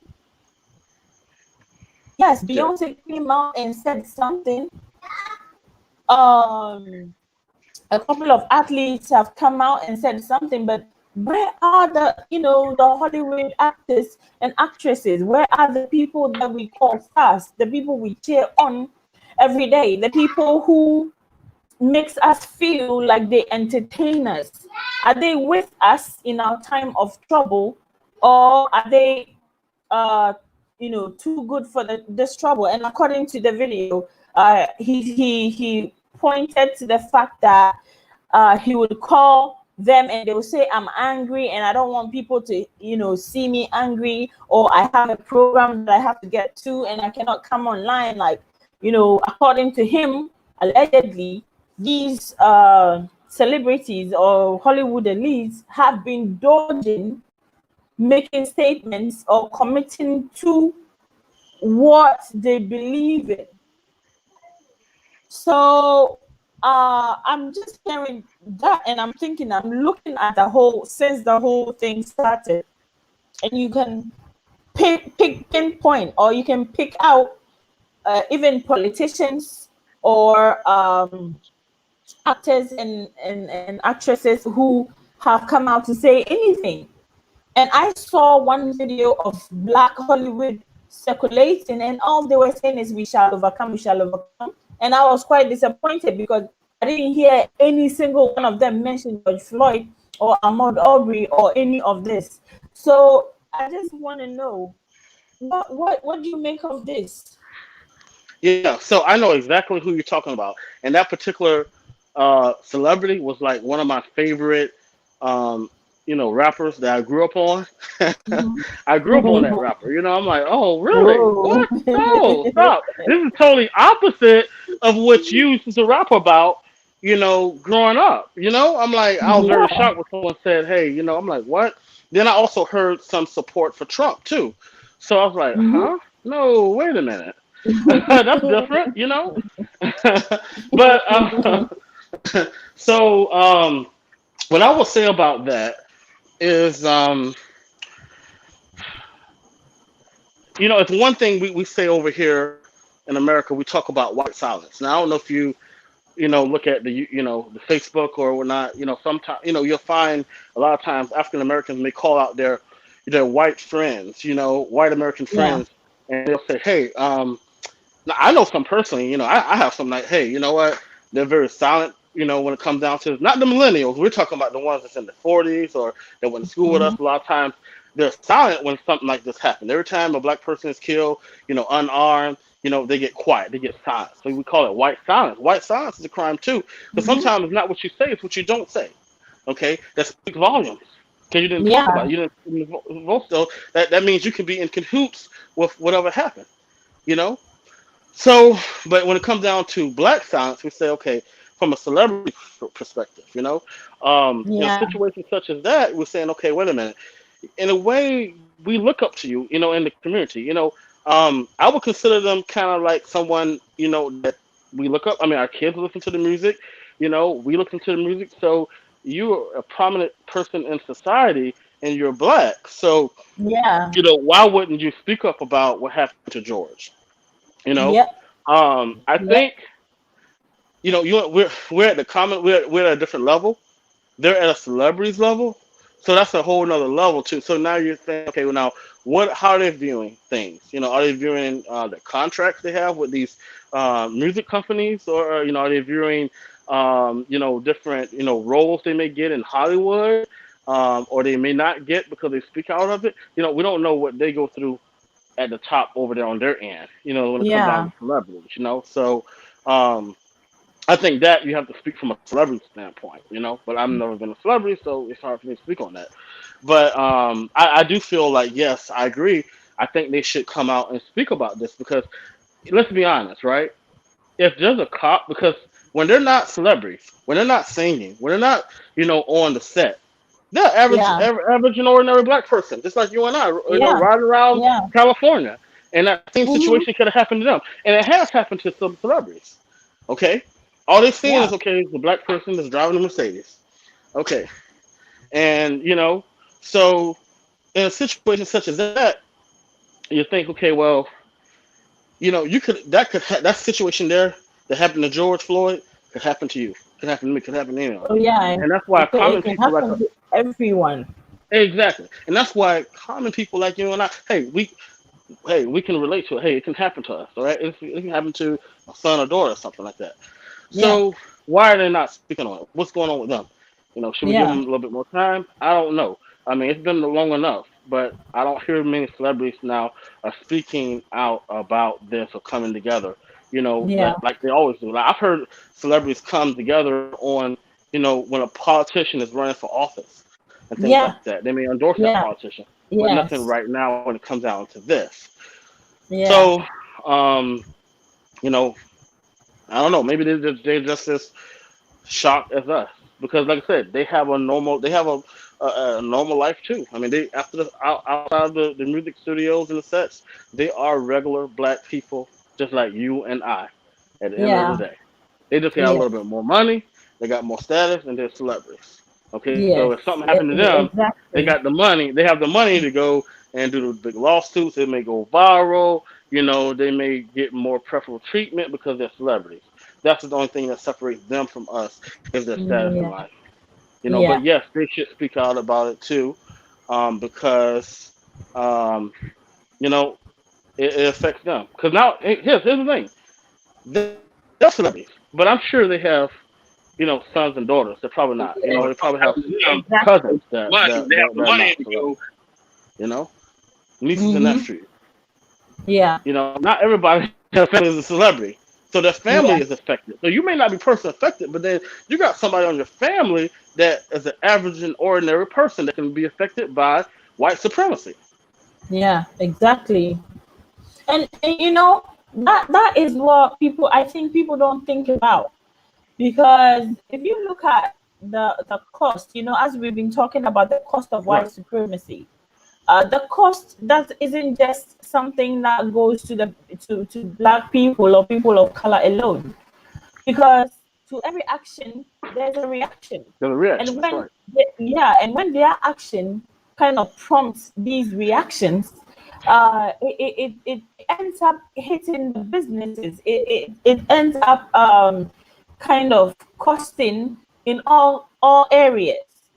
Because Hmm. if you look at something like Target that is being looted, once all of this is over, it's the people living in that community that are going to suffer if Target in that community is not able to rebuild or come back to business. So the cost of white supremacy is actually a heavy cost, that I think the perpetrators of such actions should realize that it's a heavy cost to pay, and are they ready? I'd also like to say that you know we have to think about doing this, and if we're doing all of this and it comes to nothing, then it would have even been better if we didn't start at all. So we need to keep the pressure up, keep Yes. the pressure up, um I keep the agree. pressure up, and weed out the noise and keep the pressure up. So for me, that is what I want to say. And people say, well, I don't give a damn about Target burning or AutoZone burning. Well, you should give a damn, because if this unseen hand that is trying to mar the face of this protest, why do you think they're going through the trouble of bringing these people to come and start rioting and start inciting agitation during this time of protest? And I believe it's because they have a plan for themselves as well. They have a strategy to achieve whatever it is that they want to achieve. So we don't want to like focus on that, because we know what we want. So let's keep the pressure up, and let's keep our actions and our activities focused to the Yes. point where we get the justice that we need. And justice is when all four officers are arrested and charged with murder and found guilty and sentenced. So that is what the face of justice looks for us at this moment. And so yeah, so I don't know if Yeah. you have something to say to that. Yeah. I have something to say to that. Okay. So let's talk about that. For example, you remember the situation that happened to John Botham? I think they were from St. Lucia. They're a Caribbean family. That happened in Texas. The Amber Geiger situation. Did you cover that Yes, on your show? yes. Yeah, Okay. no, I wasn't on the doing this by that time. So But you remember yeah, that, right? I do remember it. Okay, great. Yes, So just like Tony was saying earlier, that we're so forgiving over there in the West. I mean, African. yes, That's just part of our nature. We are it a is. peaceful people. I don't care where you go. You can go to the motherland. You can go to the Caribbean. You can come to America. Oh my God, we're just trying to get along. We're trying to take care Yeah, of work and take care of our family. We just want peace. We just want to yeah, get. I mean, seriously, we are peaceful people. You know, yes. and so, but Period. also Christianity, and I love Christianity, but Christianity have really the way they did it in the West. They used it to control the slaves in the West. Okay, they used it for their own benefit. They use it for white supremacy. They use the Bible for white supremacy. So they use us. They wanted us to always forgive, even when they did wrong, even when they lynched and when they burned down our buildings and our homes. They wanted Mm-hmm. us to always, well, you know what, God say we need to forgive, and that's what you saw there in that Mm-hmm. particular situation. We said, well, you know what, Jen Botham, probably my brother wouldn't want you to go to prison or go to jail, and then they go hugging her and everything, forgiving and things like that. So that's one bad thing that we have that we need to get over is always turn around and having to forgive and things like that. We got to get out of that because Yeah. there's a time for everything. Even the Bible tells you Yeah. there's a time for everything. All right. So Yeah. we have And to, and I've go ahead. yeah, I've been waiting for Iman to actually call back in because the next issue that we're going to be talking about is just so emotional for me, Hmm. and I would have loved to have a woman, on here with Oh, with us to okay. talk about this, and Yeah. I'm glad you're here because you represent the father figure, and Yes. I would have loved to have a woman to also represent the mother figure Yeah. for us. So if you're a woman and you're watching and you feel like you want to contribute to this, please call in. I've posted the link in there. Please call in and let's have this conversation. But before I actually move us into that topic, I would like to remind you that George Floyd the whole time was calling to his mother Yes, he was. when he realized that he was in a situation where he needed help and he couldn't be helped by the people that were immediately around him, he called for his mother and then he also called for his children. You see, sometimes when we say that Africa is calling her children, Africa is calling her children around the globe, it's not just for wanting to talk, but I think that it's very spiritual. The whole George Floyd thing is very, very, very spiritual. Yes. So Africa is definitely calling her children. Yes, And he you is. see, even if it's we will get there because after talking about our next topic, we are going to actually deal with fight or flight because that is a very important aspect of the whole thing. Our people are wondering what the best course of action is for them, and we're definitely going to talk about it. So we have to get to this point where we can have this conversation and be able to talk about, okay, just one moment. My co-host is trying to get my attention. My daughter is awake. It's almost 2 a.m. and Kylie, can you go to bed? Okay, so say what you want and go. Okay, please have a good night. Thank you. Okay, sorry Yeah. guys. Welcome back. If you're watching this is the Woke Africa Show. I am your host, Ejewa, and please do not pay attention to the blurry screen you're seeing. Can I We're say something hoping, about that? yeah, yes, please. Okay, because you made reference to the blurry screen. Could it Yeah, be? Let me ask you this question, right? So this is a yeah. Sunday, right? So I'm Mm-hmm. thinking on a Sunday, when it comes down to the internet service and Wi-Fi, maybe Mm-hmm. that a lot of people are on. The more people that are on, probably the less Mm-hmm. the signal, the less stronger the signal is. Could that be Okay. possible? I mean, now, what about other Um, Sundays? Is other Sundays like this too, where you're blurry? well, in the past, I've gone on live and it hasn't been this bad. So I Hmm. don't know what has changed, and I've used the same internet. Hmm. So I don't know if what has changed in the whole thing.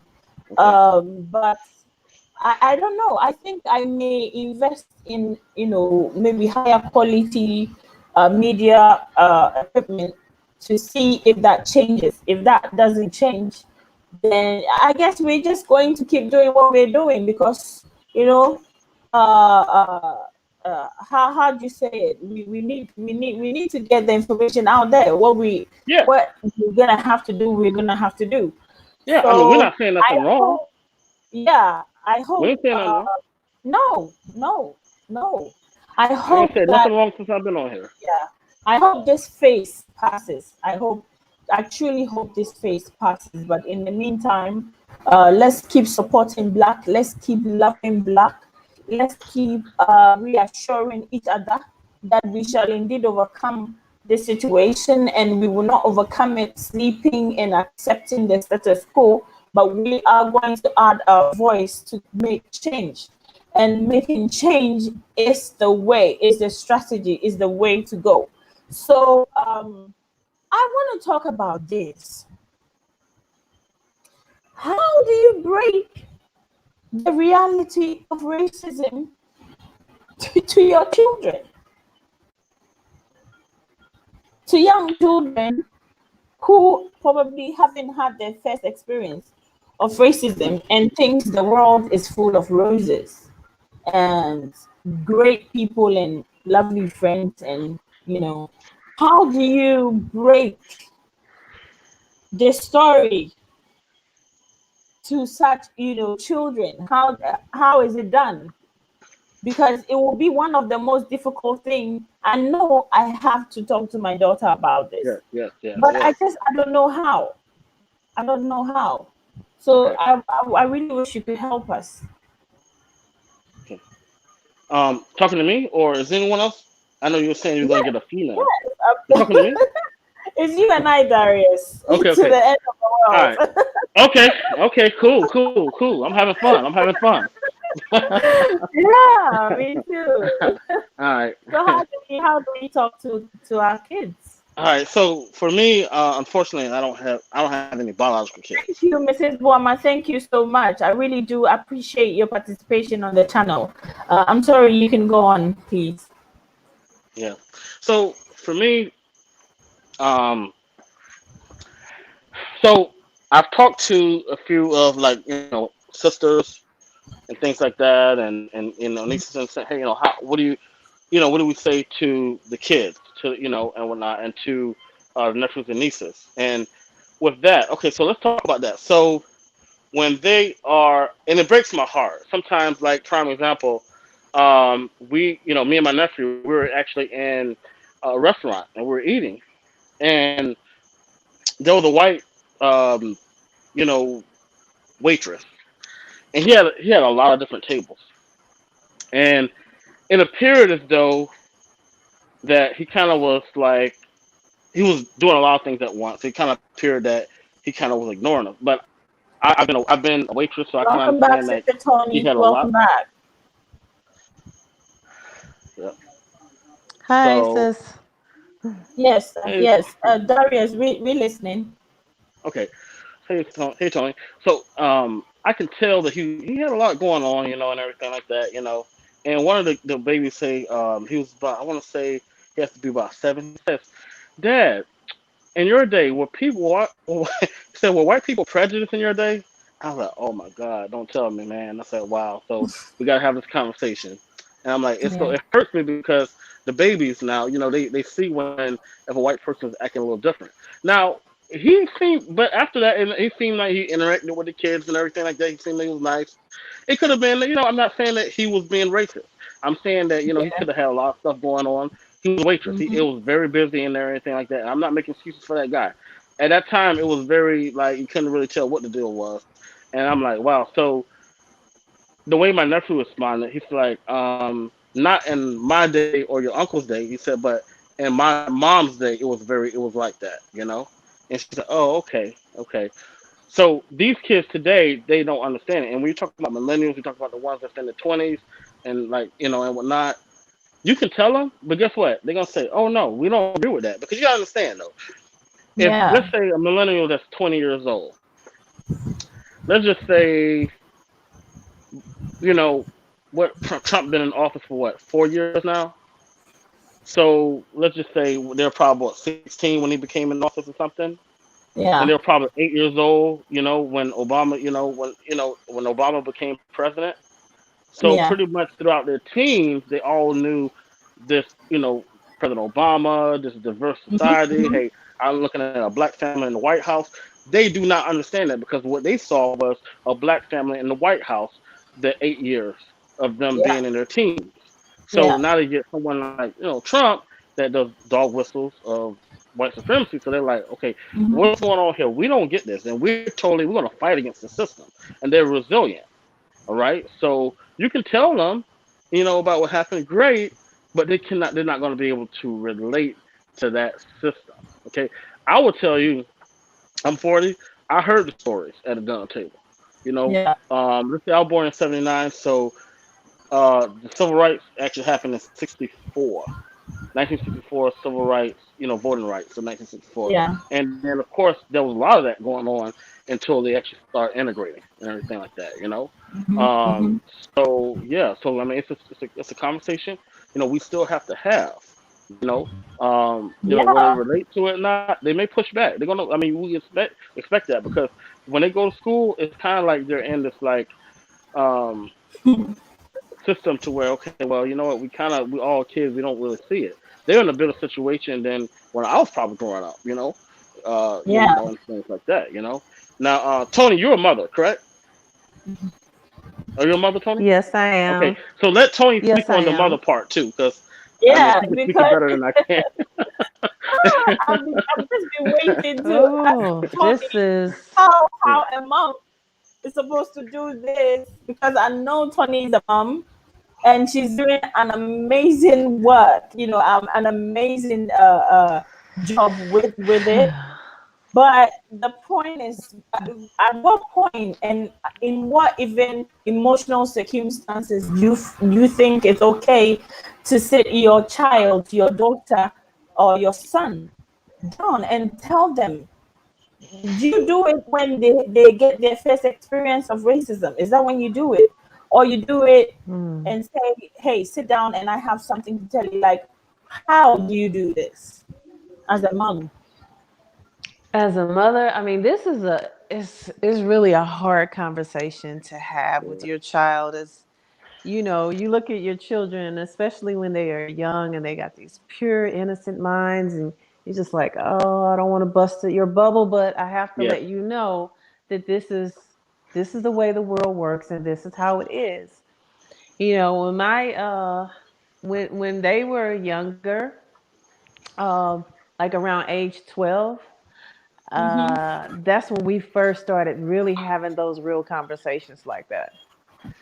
Yeah. Because now they've come out of this cute little child stage and they are more likely to run into it and recognize it. Yeah. So, yeah, it was around that time when I started to have that conversation with my daughter. And oddly enough, by that time, she had already encountered mm, Oh. it. She Oh. encountered it from one of her teachers who was insisting that she straighten her hair for a performance in school. So we had to have that type of conversation about skin color. It's hard to believe, like in 2020, we are still having conversations about skin color, skin tone. And so we Yeah. had to have a conversation about that.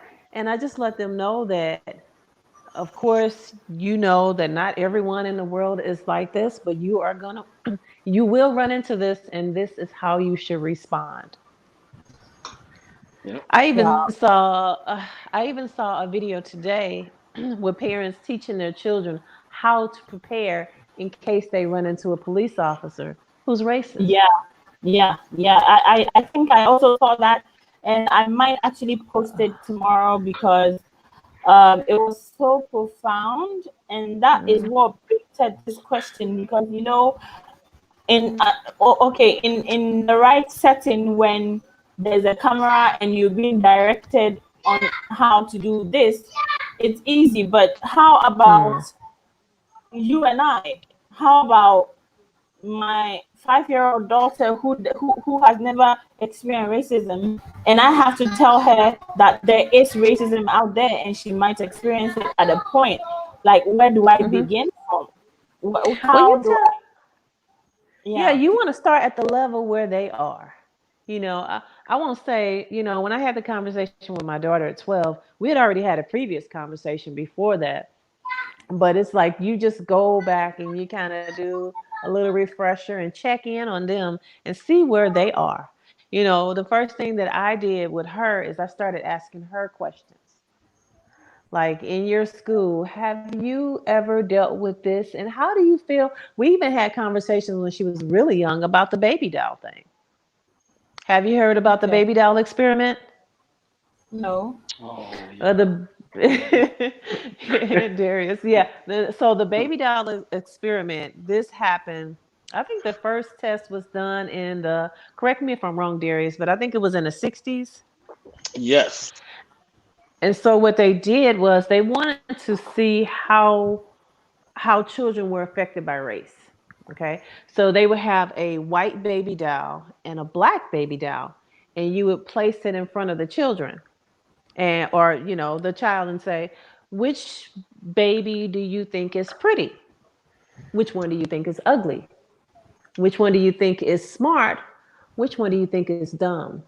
Now, which one are you? Those are the questions you ask.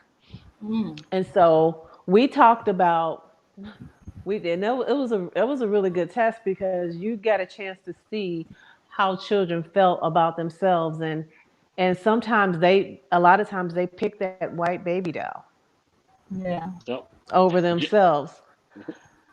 And that just shows you that children, even at a very young age, they somehow have already been penetrated by racism.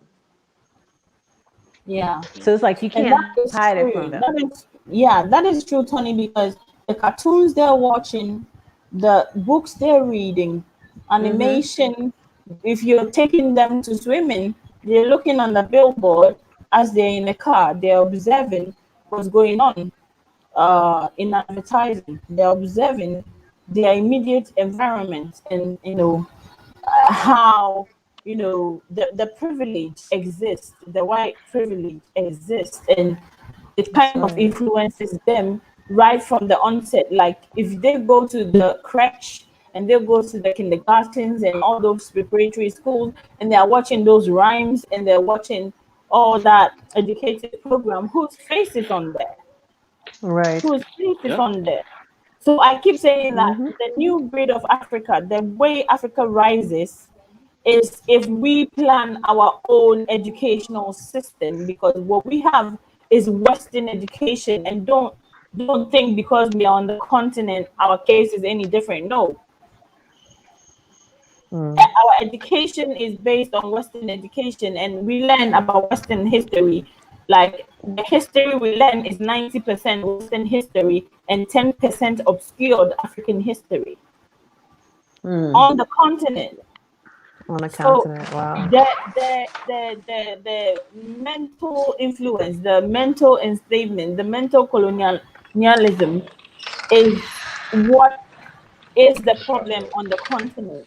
The bougies of the continent are trying to be more like the Western European. So these are things that exist, and unless we change our educational system, unless we start teaching our children that our heroes, our ancestors, unless we start changing the early school educational system where children should be watching heroes that look like them, adventure cartoons and animations that look like them. If they're watching Dora and they're watching all these other ones, they're definitely going to choose the white doll, because that Mm. is their friend, that is their affinity. They have a relationship with this white doll. they Mm-hmm. they were introduced into this world and straight on started establishing this relationship with this white doll. So the new breed of Africa, if we're ever going to be free, the new breed of Africa must be trained in a different way. So we must have more African oriented educational institutions. And I can't even stress that enough. We must get our children thinking about STEM, you know, science, technology, mathematics, and engineering. We Yes. must let that be the go-to thing, you know. They must learn and understand magnetism and magnetic fields, and they must learn to understand mathematics, and they must learn to understand coding. They must learn to understand artificial intelligence. We can build our own artificial intelligence. There's nothing that says we must follow what the West is offering. We have the skills, we have the capacity, we have the mindset, we have the spirituality, we have the creative spirits of the Most High within us. Yes. Yes. So if we want to rise from these ashes like the phoenix, we need to rise up with everything that is within us. And I say that the diaspora is so essential to the rise of Africa, because ask me why and I'll tell you. They Why?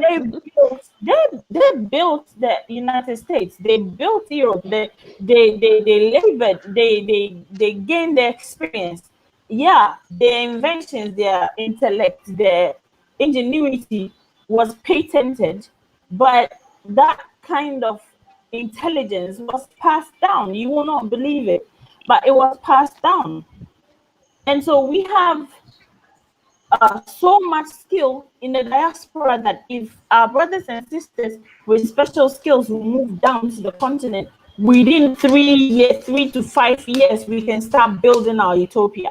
And I'm not talking about focusing on existing systems and structures. No, we, the people, can build our utopia. And it can start from thinking today about education that is best suited for our children. We cannot continue to give our children Western education and complain that Africans these days are not African enough. Like, are we joking? And I see people online talking about, oh, well, if you don't practice being African, then you're not African. Do you even know what practicing being African is? Do we even have a definition for that yet? Like, do we have a definition for that now? Do we even know what it means to practice being African? That's right.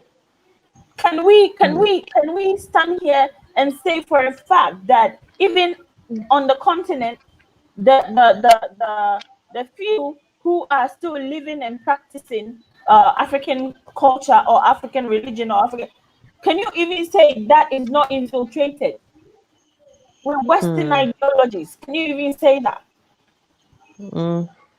So we have to I was just having start. that conversation today. Yes, and I believe we had that conversation today, and I'm glad it came into the show, because if you think about these things and you're having a conversation with your brothers and sisters in the diaspora about the prison we find ourselves in and our quest and fight for freedom, then it doesn't matter what the see. I always tell my brothers and sisters, like, we worry too much about what the strategy and the plans of our enemy is. Because if we have a strategy on the table and we have a focus and we work together and unite, it doesn't even matter what the plan of the enemy is, because we have our own plan and we're going to execute it. And that plan, if well executed, is going to counter. Our plan is in our solidarity. Yeah. That's it. It's just as, I mean, and I hate to make it sound oversimplified, but that's exactly what it is.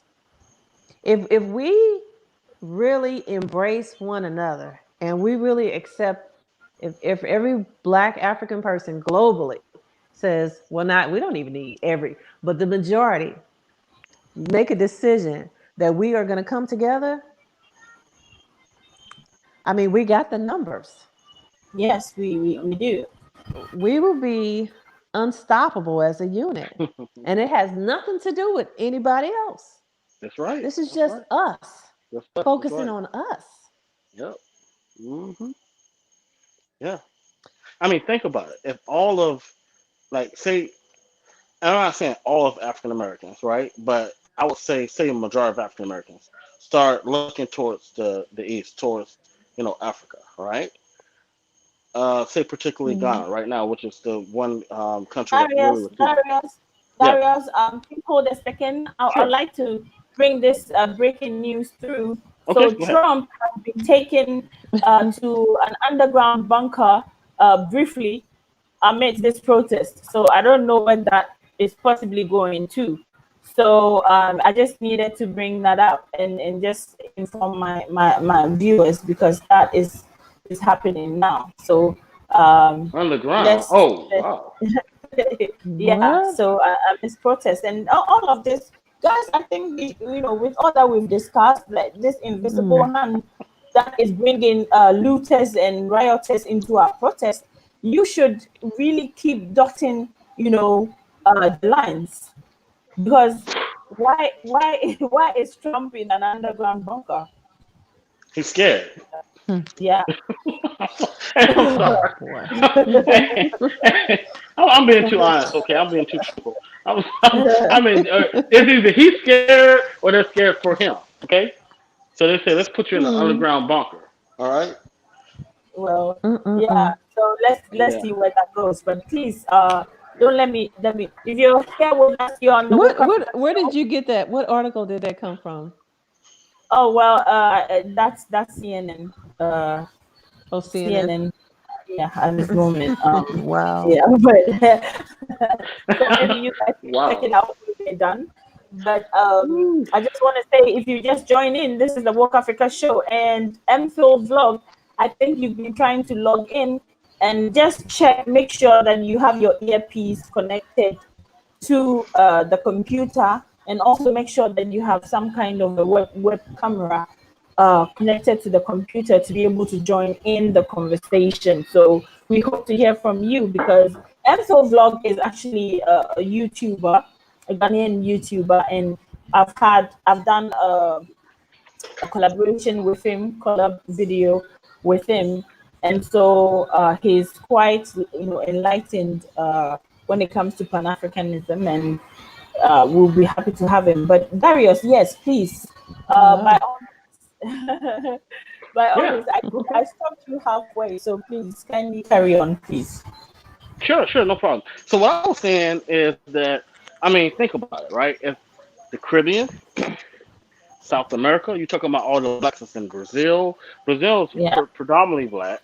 Mm-hmm. Caribbean is predominantly black. That's how much they love Mm-hmm. slavery back then.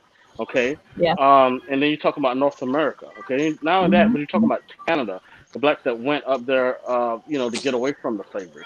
So, and then not only that, the immigrants that's come there, right? So if we start having an interest in, our motherland, and I really believe that every African American should have as a plan B, even if you're not planning to move back to the continent, but if you're planning to at least invest into the continent, or if you're planning to at least have that, at least have it as a plan B, if something does happen here. But if we were to Yeah. take our skills and start investing, okay, I guess we're going to have to do it. Ghana right now looks good because Ghana right now is receiving. As a matter of fact, that's probably going to be my first country. That's going to be my first country I'm going into. Is Ghana. Ooh, Darius, It's because Darius, I have to say it here. I'm waiting for you. And if you come uh, to Ghana, we're meeting and you're coming on the show, and I'm going to do everything I can to help you get settled here because for me, I said, come, come, come, all ye who are children of the mother Africa. So yeah, you're more than welcome, and we want to have you here. We want to have you okay, here. So yeah, and see, yeah, yeah, and see that's really what we're looking for. See that there, that I'm welcoming. going to do everything I can to help you get settled here because for me, I said, come, come, come, all So you vlog, you are have to children of the mother. Mute your YouTube. Uh, you have to mute the YouTube so that you can join us. Yeah. Okay. Please go ahead, Darius. okay, yeah. So that's gonna be. I've been saying that for the last year. I've been Yeah. trying to get my friends, I'm like, look, we need to. There's a lot of African Americans right now in Ghana. Ghana right now has received us. They even apologize for the institution of the slavery trade and everything like Oh that. my God. Okay, Yes. so Yes. you know what? They're the first country, so we need to give them that respect and go and start visiting that country and things like that, and see what we can do about making that our plan B. And that's going to be my plan B, Exactly. straight up. Exactly. Okay. Welcome, Enfield Vlog. Welcome. Thank Welcome to you. the Thank show. you. Can you I've been please trying give us so a hard to short be here. introduction of yourself? Yeah, so thank you for actually allowing me to be on your platform. And I've been following your My conversation pleasure. so far. And I'm not so familiar with the name of the man talking, but he's He's really putting up Darius. some great He's points. Darius. Yes, I'm really impressed. I had to sleep, but him alone kept me here for so long. And I'm so much impressed. And I Shout was to you, listening to Darius. Yeah, I was listening to the theory that they had about these dolls. Personally, when growing up, like you were saying, okay, so let me go. I'm even jumping. I'm jumping because I'm really interested Sure. in this. So I'm Emphil. I'm a YouTuber who is trying to promote Africa. I know growing up, people have been tarnishing the name of Africa, and personally, we had this perception that the whites were powerful than us until we realize who we are. So we want to come out there to let people know that though we felt like them, but now we've realized so much that we are more better than what we think we are as Africans. So that's how come my channel I started the M4 vlog. So we have a great mission coming up, and out of that we are able to meet a Jewa, sister Jewa, who is actually here with us as with on her show at the Work Africa show. She has been doing an amazing job. I met her, but she has been doing an amazing job. We don't even have to go there. Yes. So, like I was saying about Thank the thank you. door, about the door theory or the this thing that they had. When growing up in Ghana, okay, you wake up, if you have to watch cartoons like you were saying, you see white cartoons, okay? You buy trophies, you see white pictures on it. Everything you do, you see white people around it. So you kind of feel like I was white. It's not my fault. It was never my fault because that was the kind of pictures that I used to see. So personally, I think if we really want to fade away those kind of belief, we have to bring out this blackness. Right now, I feel so proud being black. I wish I never had that thought of being white because Africa has this great. I've been reading much about Africa, following much about Africa, and I feel like I don't know Black Americans. No, what I know is Africans. I don't deal with Black Americans and all. I know Africans, irrespective of how come you ended up being where you are an African.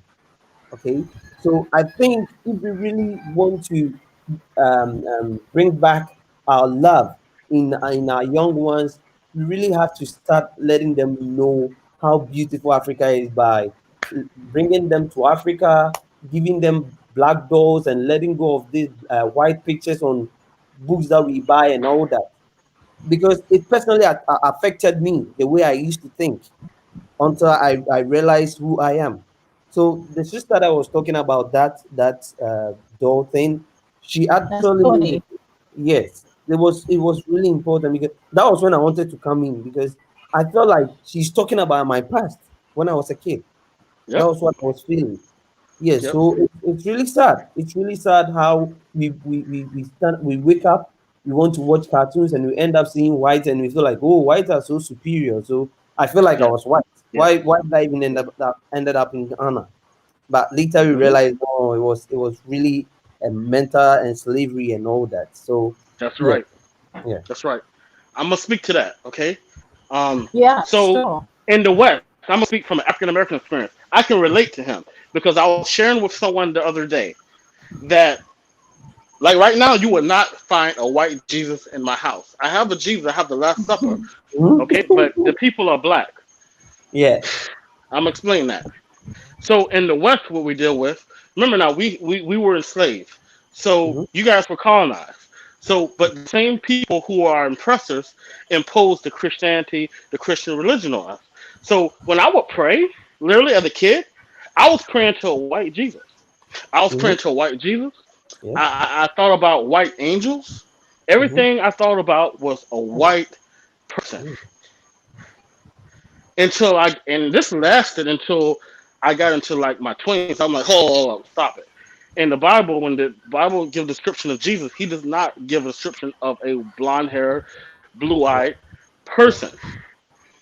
His feet was bronze, though it was burned in a furnace. His hair was like wool. Okay, his eye was like fire. I mean, really, bronze burned in a furnace is not a blonde hair or a Caucasian or white person. I literally prayed to a white Jesus in my mind. So I can totally relate to you what you're saying because we do the same thing over here in the West. When we pray, because you know why it is? It's conditioned, right? Yeah. So every time Oh you look yeah. at right. So every time you look at if it has a picture of Jesus or a Bible or angels, it's always a white person because the people who are at the top, the superior people, okay, or people who thought they were superior, the colonizers, they're the ones that paint themselves as the gods or the Yeah. angels or the good. Okay, it was always that white is good or white is right and black is bad. Yeah. You know, but we have to change that. It's the opposite, man. It really is the opposite. Yes. It really is. We have True. to It believe that is. as African True. people, we have to really believe that. Hey, you know what? We're good. We ruled the world at one time. We got to learn about the Moors who ruled Europe. Yeah. We got to learn seriously. Okay. So Seriously. well, yeah. So the thing is, I can totally relate to this brother that's on the phone here. I went through the same exact experience. So once again, like I said earlier in the show, Yeah. you guys went through colonization, we went through slavery. But at the Yeah. same time, both, one thing they had in common, imposed what you call the Christian religion, whether it was Catholicism or whether it was Protestant. Okay, both was white Christianity religion they imposed on us. And Exactly. what Yeah. did they do? They painted pictures of white people and said, okay, this is what being a Christian is. White, Yeah. white is right. But now, guess what? Why? Yeah. We're in the information age now, right? There's no excuse for us being ignorant. We have information at our fingertips now. Okay, Yes. on our phones. Okay, so there's no excuse. So now we can learn. Now we're learning. Now we can connect. We now as African Americans we can connect with our African brothers and sisters. Now our Yeah. African brothers and sisters can connect with the African Americans and people in the West and the Caribbean now because of this. All right, so technology is actually good for us. Yeah. It So is. now we're learning more now. Mm-hmm. Okay, Yeah. Yeah. yeah. So Because you know, like right now, hmm I think I've been able to kind of like paint that picture in my daughter's head. yeah, So my daughter doesn't say Jesus anymore. She says Yeshua. right. Mm-hmm. The Hebrew. And whenever she sees a white Jesus, she points, she taps me and says, "Mommy, see a fake Jesus."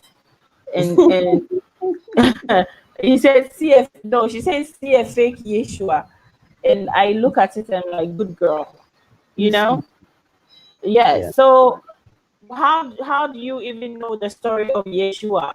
Yeshua was a black man who fought to, liberate his people from predicament, and they took his story, added some Egyptian mythology, and created a white Jesus out of it. So they always take what we have. Just look at how they take our gold, take it to their country, turn it to jewels, and come and sell it to us expensively. And they've always taken what we have and recycled it, and then sold it to us expensively. So we've given our birthrights, we've given our value, like the way Jacob and Esau's story, where hmm Jacob, Esau was hungry, but though he was the rightful heir to his father's fortunes, but because he was hungry and didn't go out there to make food, um, Jacob sold a bowl of rice, gave him a bowl of rice or soup in exchange to his birthright and his blessings and his wealth and all of that. So if you realize that your birthright has been stolen from people, it's time now to get it back. hmm Yeah. It's time We're of now. Jacob. That's right. Yes, We it's are of time now. Jacob. Yeah, we're of Jacob. That's right. So you see, That is the point. So I just need to reiterate this, that to for Africa to succeed, we have to look at owning our financial institutions, owning our educational institutions, owning our corporations, and teaching our children how to build business empires and dynasties. Because African businesses don't last more than a couple of years. With education, you really have a point. With education, Yeah, I think that's one very vital place that we have to look at, because looking at our education system, with this COVID, when this COVID came in, this is when we've realized how useless our education system is. Because a student, okay, let's take it like in Ghana, we have this system whereby a high school student will have to get like six, that's AAA, like distinction six, okay, before he's allowed to do science or do any one of these big courses, okay. So yeah. in science, we know, Science, yes, engineering, yes. they control it. They don't allow African students Mm-hmm. to easily get access to science, engineering like STEM. It's just such reserved for the few privileged Good. people, So, and so it's this is, crazy. It's yes. crazy. Yes. So with this, it's just like I don't know if this is set up for African leaders, but it just looked like the Plateau ideal state. I don't know whether we are adapting from the Westerners, or they are rather putting it up, or imposing it upon our education system. Because looking at it, it just looks like at the end of the day, if we have like 70 students graduating from a particular school, you see like two people going into science. And even with the two people, they will come out and maybe one of them will make it out. So if something big comes out, like something like a pandemic comes out right now, you see them forcing themselves so much to bring in people to help solve the issues. Okay. Meanwhile, we had students who were so good just that they failed maybe English, or maybe they failed maths, or maybe social studies, but they will still emphasize on a student getting A in social studies. What does it has to do with a student who wants to do science with social studies, or even with A in English? It just doesn't make sense. So this whole pandemic has really taught us a lot as Africans to really change our education system. And this is why we need those in the diaspora. Because I think, personally, I've been thinking about this for months. Okay. I think those in the diaspora has a lot to offer we down here. Okay. They coming Yes. in with their knowledge, no doubt about it. Like you were saying, they build America, they build Europe. Because if you go back to history and get to know your factual, or you get to know that most Africans made it possible for them. And we need those Africans back. Because if we find these kind of Africans, those from the diaspora, back in our governmental system, seeing them in our government offices, whereby you go to an office and you see one lazy man sitting down, instead of the person to even attend to you, that will be a problem. So we need this kind of attitude, this kind of people to come in, impose this kind of ideas that we can also face our world, go in for what we want, than they rather imposing laws, imposing ways of we going by with our education system. Because our education system is so bad. If you are to bring your child from the diaspora to go through the same education system, I don't think you would like it. Because at the end of the day, you'll be like, what are these people giving my child? What are they teaching my child? Okay, unless maybe you have money to go for these expensive schools. But if you really want to be in the moderate level, that will be a very big blow.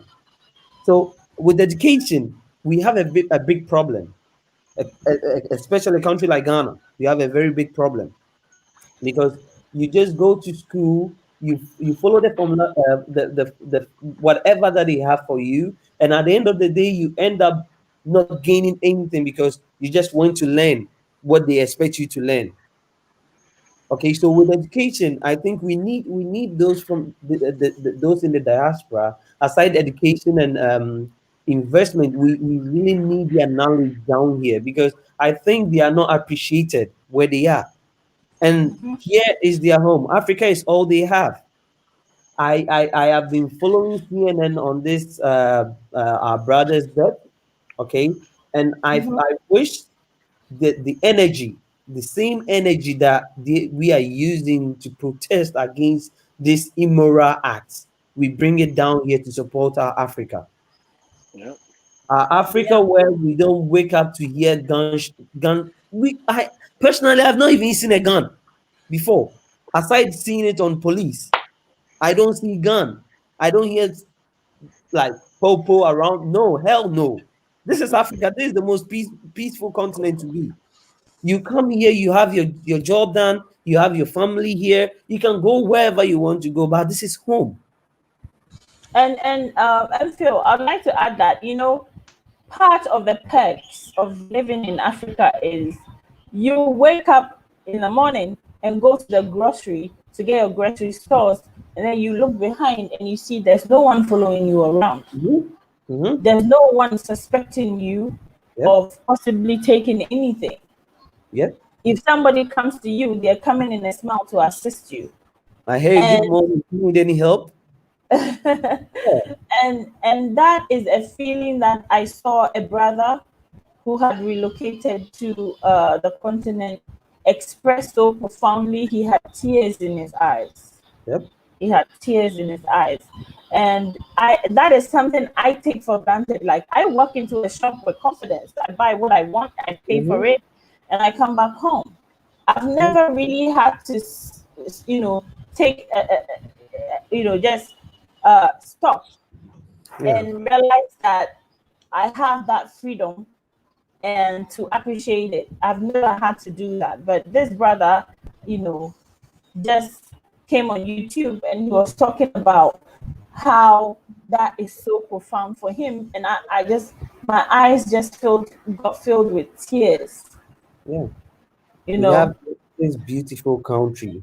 I don't know why people see Africa to be this bad, but we have this beautiful country. Just that our leaders are corrupt in some way. I don't know how it's possible, but I think we need a new breed of Africans. Like, Yes. And that's yes, what I always talk on my mhm, channel. The new breed of African is yes, possible if we adopt certain things. And the first thing is to change the educational system. Without that, I yes. don't think the new breed of Africa Mhm. will come without a new educational You system. know one funny thing, let me chip in this. This funny thing almost always come in mind whenever you see, mostly I talk about on my channel, I talk about people coming down from the diaspora and all that. And whenever I sit down, okay, I kind of feel Mhm. like, okay, so we want our families to come down here. So what if they come down and with this mindset of be you self defense and all that, so you have to keep gun and all these things around you, and it gets to a time that we see our junior brothers buying gun. You see, I don't know if you get that feeling because personally, I've never Yeah. seen that concept on the streets before in my life. No, I've never seen that before, and I can't wait, and I don't want to see it. Okay, so I always think about it. That's when I realize Africans are so welcoming, both from the diaspora and down here, and we are very peaceful. Looking at Africans, we are very peaceful. Whenever something comes up, we solve it, ends there. So I felt Yeah. like the problem with everyone trying to protect him or herself in the diaspora has to do with how unsafe they are with racism. Okay, Yeah. so if they are to move down here, because when I went to Afrochella last year, okay, when I went to Afrochella, I kind of felt I saw this happiness in their faces. And you approach someone without camera, you ask the person, "How do you feel in Ghana?" And the person will be like, "I never knew there was a place that feels like home. I even feel welcome here more than being in the States." That's what they were saying. Okay. They come here, Yeah. they feel so welcome. And I think it's right time they come in because top there, no one loves them, no one appreciates their efforts. But you come to Ghana, we don't expect anything from anyone. We don't need money. All we need is love. We need the unity as a group of people to push our Africa forward. Because without you, without me, we cannot build Africa. We can complain. Without you, Yes. without me, we cannot build Africa. Yes. And I'd like to, Darius, I'd like to ask you this. So, and I think, Phil, you can also tell me your mind later on what you think. But Darius, I'd like to ask, PLO Lumumba, that's Patrice Lumumba. He said that Africa must choose a day of rage for Africans to protest and present their petitions to the US Embassy in the various countries. What's your take on this?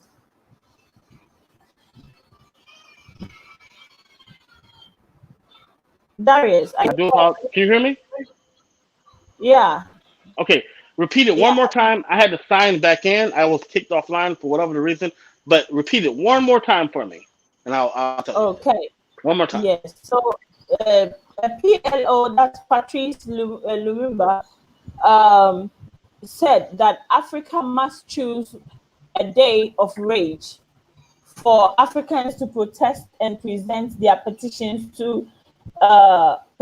of rage to the U.S. Embassy within that particular country. Um, what's your take on that? Okay. What's the agenda when they do that? When they protect, what's the agenda? Yeah, the agenda is racism. To express their rage about the murder, continuous murder of Black people in the West. Okay. Good, good, good, good, good. Yes, Yeah. I think that's great. I think what'll happen is they will be surprised. They're not used to our African, our motherland, weighing in on it. And I think also the diaspora will be like, "Wow, really?" See, let me explain. Let me tell you something about the diaspora. I'm gonna tell y'all something about it. I'm gonna give you guys a little secret.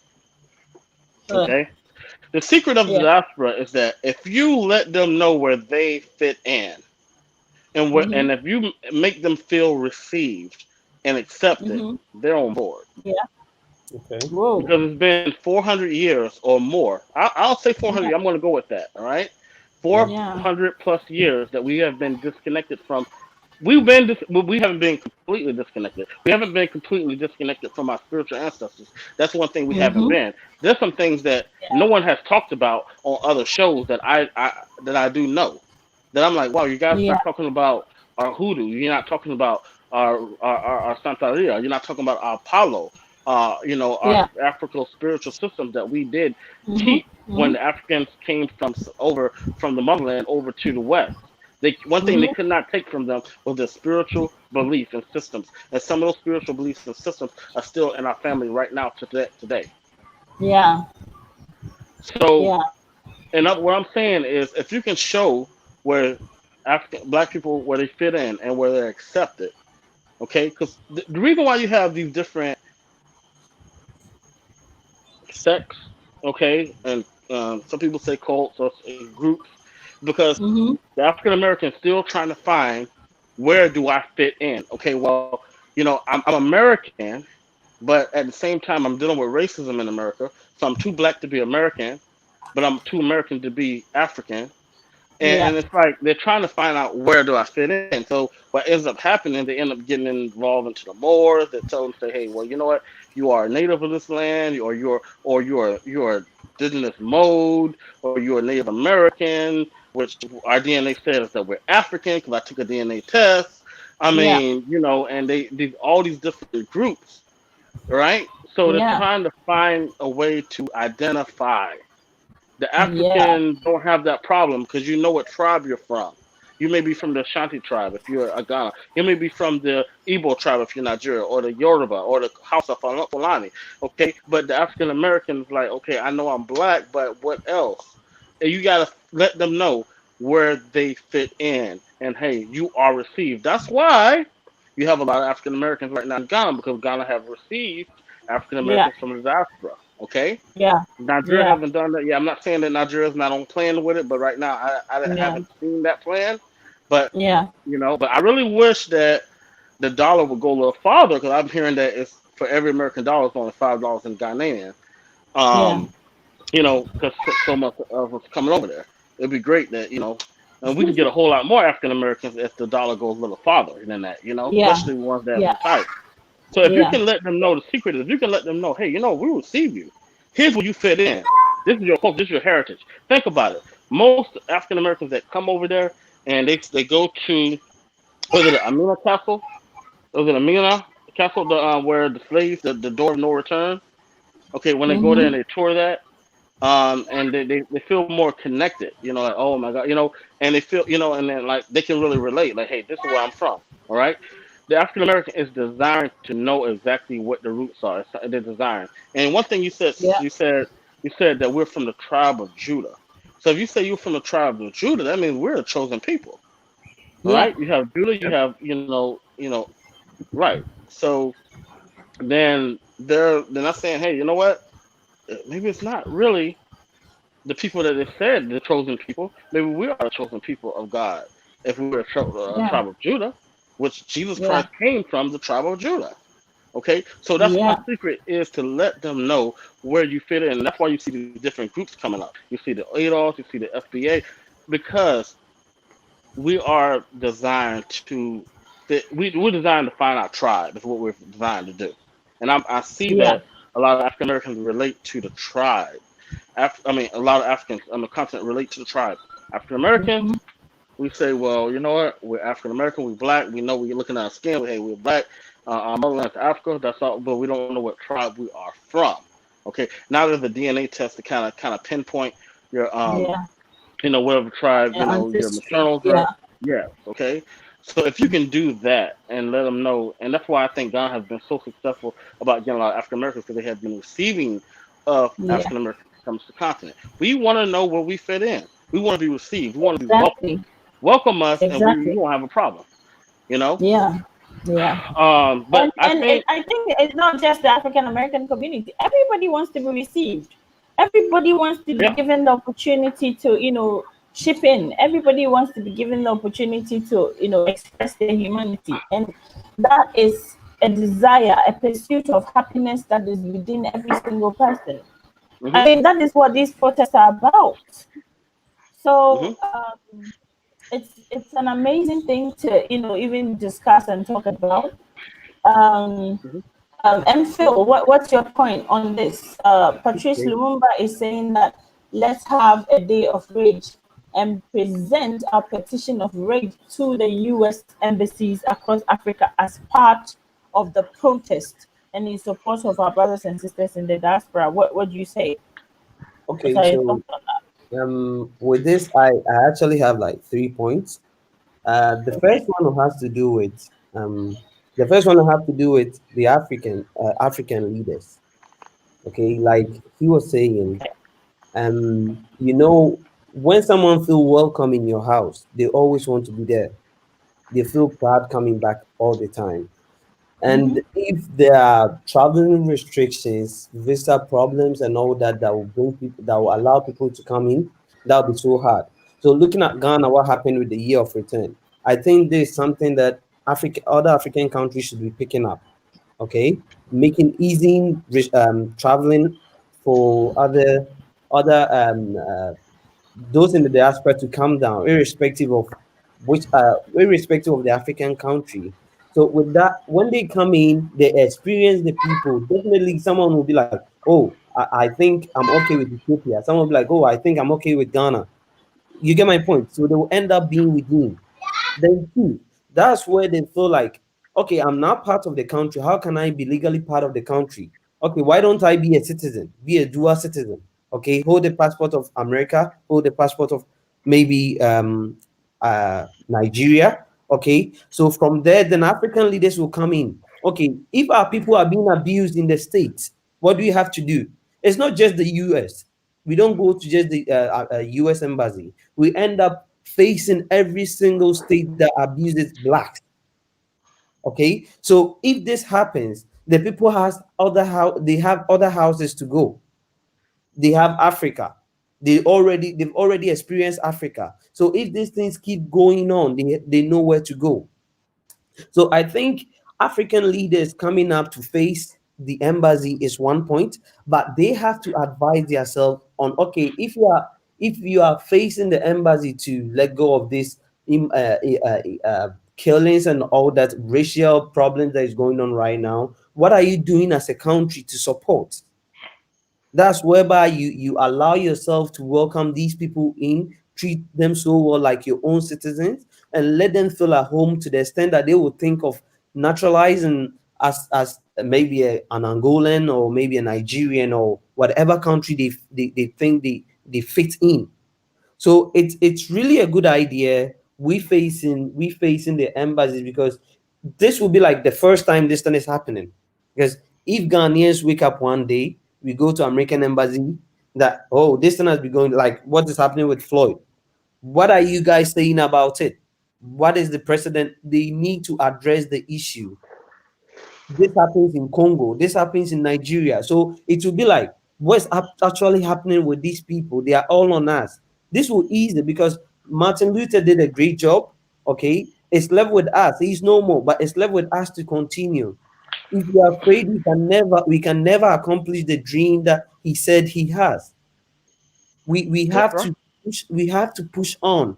It's like a race. Someone will take on from here, he ends, you take on from there. That's how it's supposed to be, a collective effort. We don't have to leave it to one person that someone is doing this here, so we relax and wait for the person to complete. We have to support. So I think the leaders has a role to play, and we citizens too, we have a role to play, like we are doing right now. We are pushing them to know the right thing to do, because there is no way on earth you have to choke someone to death and tell me it's a third-degree murder. No, it doesn't make sense.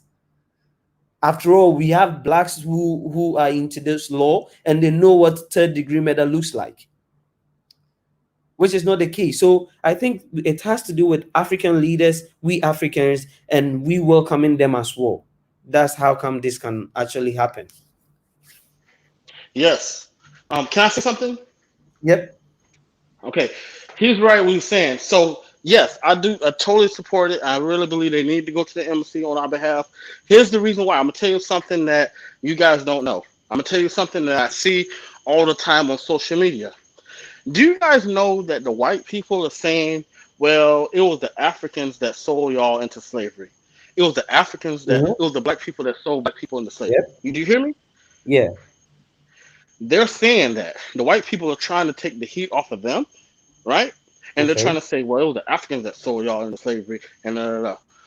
So the way I respond to it, I say, well, or what they'll say first, they'll say, well, it was the black people that sold the black people into slavery. That's it. Okay. So what I'll say to them, I said, no, it's not about black. I said a lot of times, you had kingdoms. Okay.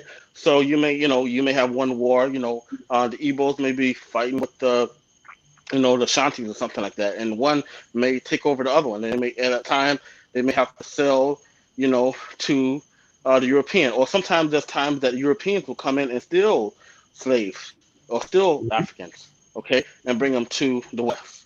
All right. Yep. So I'm like, first of all, you guys don't get a pass because you're trying to say that, well, the blacks sold the blacks. No, no, no. Okay, it wasn't even about black, because on that time in West Africa, everybody was black. I said, but you guys also went over there and stole slaves. So don't, no, I'm not going to give you a pass on that. Yeah, they So that's they another they, thing. they actually paid mercenaries called in Ghana. They were called the Asafo Mhm. teams, or the Asafo mercenaries, who actually went in and stole people literally, Right. from their communities, from their homes. And this is why there was the Ashanti Wars, the Ashanti British Wars. And you should go Okay. and read about it. They didn't just come in and take our people. Like, our people protested. They make it look like, oh, well, there was a war and we had an agreement with them and they sold people to us and stuff like that. They don't tell you what happened. And even with the wars that happened, they only tell you about the ones Right. they Yep. won. Exactly.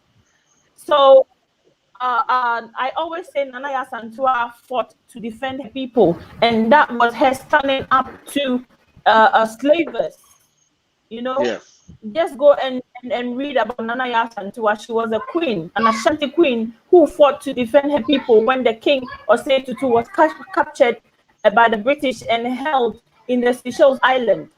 Yes. She didn't say because there was no king, she was going to allow the British to come in and enslave her people. She stood and she fought. So if we don't find out what really happened during that time, we may end up believing all kinds of things that will Yeah. rob us of the future that is promised by our ancestors. So kings and queens on the continent were not just traitors, they also fought to defend their people, and they Then ended up losing their lives. And the okay, only ones who were supported by the British were the traitors of their people, the traitors of our kind. They were the ones who ended up working with the Germans, with the Dutch, and with all these people against the Ashantis who stood and fought with the British and all these other people. So you can talk about it all day, but people should also realize that there were kings and queens, our ancestors, who fought to defend us in this process, and we must not allow white supremacists negative narratives to kind of like dishonor their memory. Yes. That's why, yes, I do support that them going to the embassy, to U.S. embassy on our Yeah, behalf. Yes, that needs to happen because that will exactly. also bring down all those negative stereotypes about and what they're saying about the black, king sold the Africans, and that's how we got over here. Okay, yes, that needs to happen. I totally support it. What needs to happen? I mean, what do we need to sign a petition? I mean, seriously, I support it 100%. Yeah, okay, yeah, but with the stories, with the stories that they are twisting, I think they really didn't tell us, you people, everything, because even with last 2018, I traveled to Fort Santo Antonio, okay, at Azim. And I asked, how were they able to capture people, or how were they negotiating to buy the people from their families? Okay, so this is what happened. The story was, when they came in, they told the natives that they would like to build. The natives did give them a land. Okay, at first they hired the natives to help them build their castle, and they were paying them. Okay, it got to a time when they finished their building, the castle. Okay, they told the natives, which including the kings, that they want people to work in the castle for them, which they will gain much money or much things to extend some to their families. And mind you, no one would say no to such a good idea, because you go work. No one, Africans are not lazy. You work, you get money, or whatever thing that you get at that moment that is very precious, you bring some to your family. Okay, so this is what happened. The people will be they go to the families, they take them from their families, bring them to the castle, and they capture us in they handcuff them with chains and all that. Then at the end of the day, this is what happens. They put them in this dark room. Okay, their family down there knows they are working in there. So this is what happened when the family tries to come to visit. They have a small hole. I don't know if any of you have visited this fort. They have a small hole that they look through. They don't allow them to the castle. So maybe they'll be like, "Oh, how is Kojo doing?" And they'll be like, "Kojo is doing so well. He's working." Okay, then they will give you something like maybe sugar. So out of what Kojo is doing, take sugar. Okay. So the family thought their family members were working inside, and this was how they were taking them out. They were using religion. Okay. On Sundays, they would tell them they would like to preach to them, and they would direct their attention to a different part of the town. Then, when the ship comes in, they have an underground. The people will pass through the tunnel to the ship. So, that very Sunday, there is no way they will see people being transferred from the castle to the ship. Okay. So, that very town, they never knew their people were being sent away. But what they knew was their people were working with the whites. So the story has been twisted until you get to meet the right people to tell you the truth. But their voice are not even heard. Their voice are not heard. Okay, so because they don't teach this in the schools, they don't have it in the books for us to even read. It's left with the native or the tour guys to tell you what really happened. So there are a lot of, Yeah. yes, they have twisted the story. Yes. Wow. Yeah, Wow. they Wow. have. Yeah. Mm-hmm. That is something. I've Mm-hmm. never heard that version. Yeah. That is something. That's the Azim. It's at Azim. The castle is at Azim. Another slave dungeon in Accra, in No, Ghana. Azim. Yes, I see. that I was built see. by the Portuguese.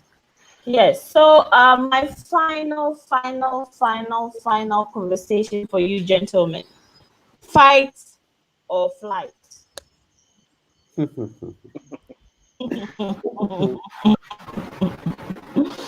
Fight or flight, or fight? Hmm. I think.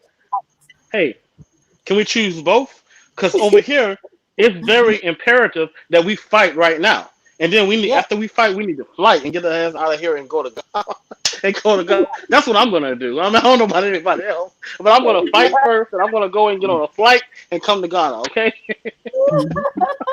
But with a fight, I'm in support of the fight. But what I'm afraid of is someone, a brother losing his life. You know, life is all we have, and we don't know the potentials of that person that is dying.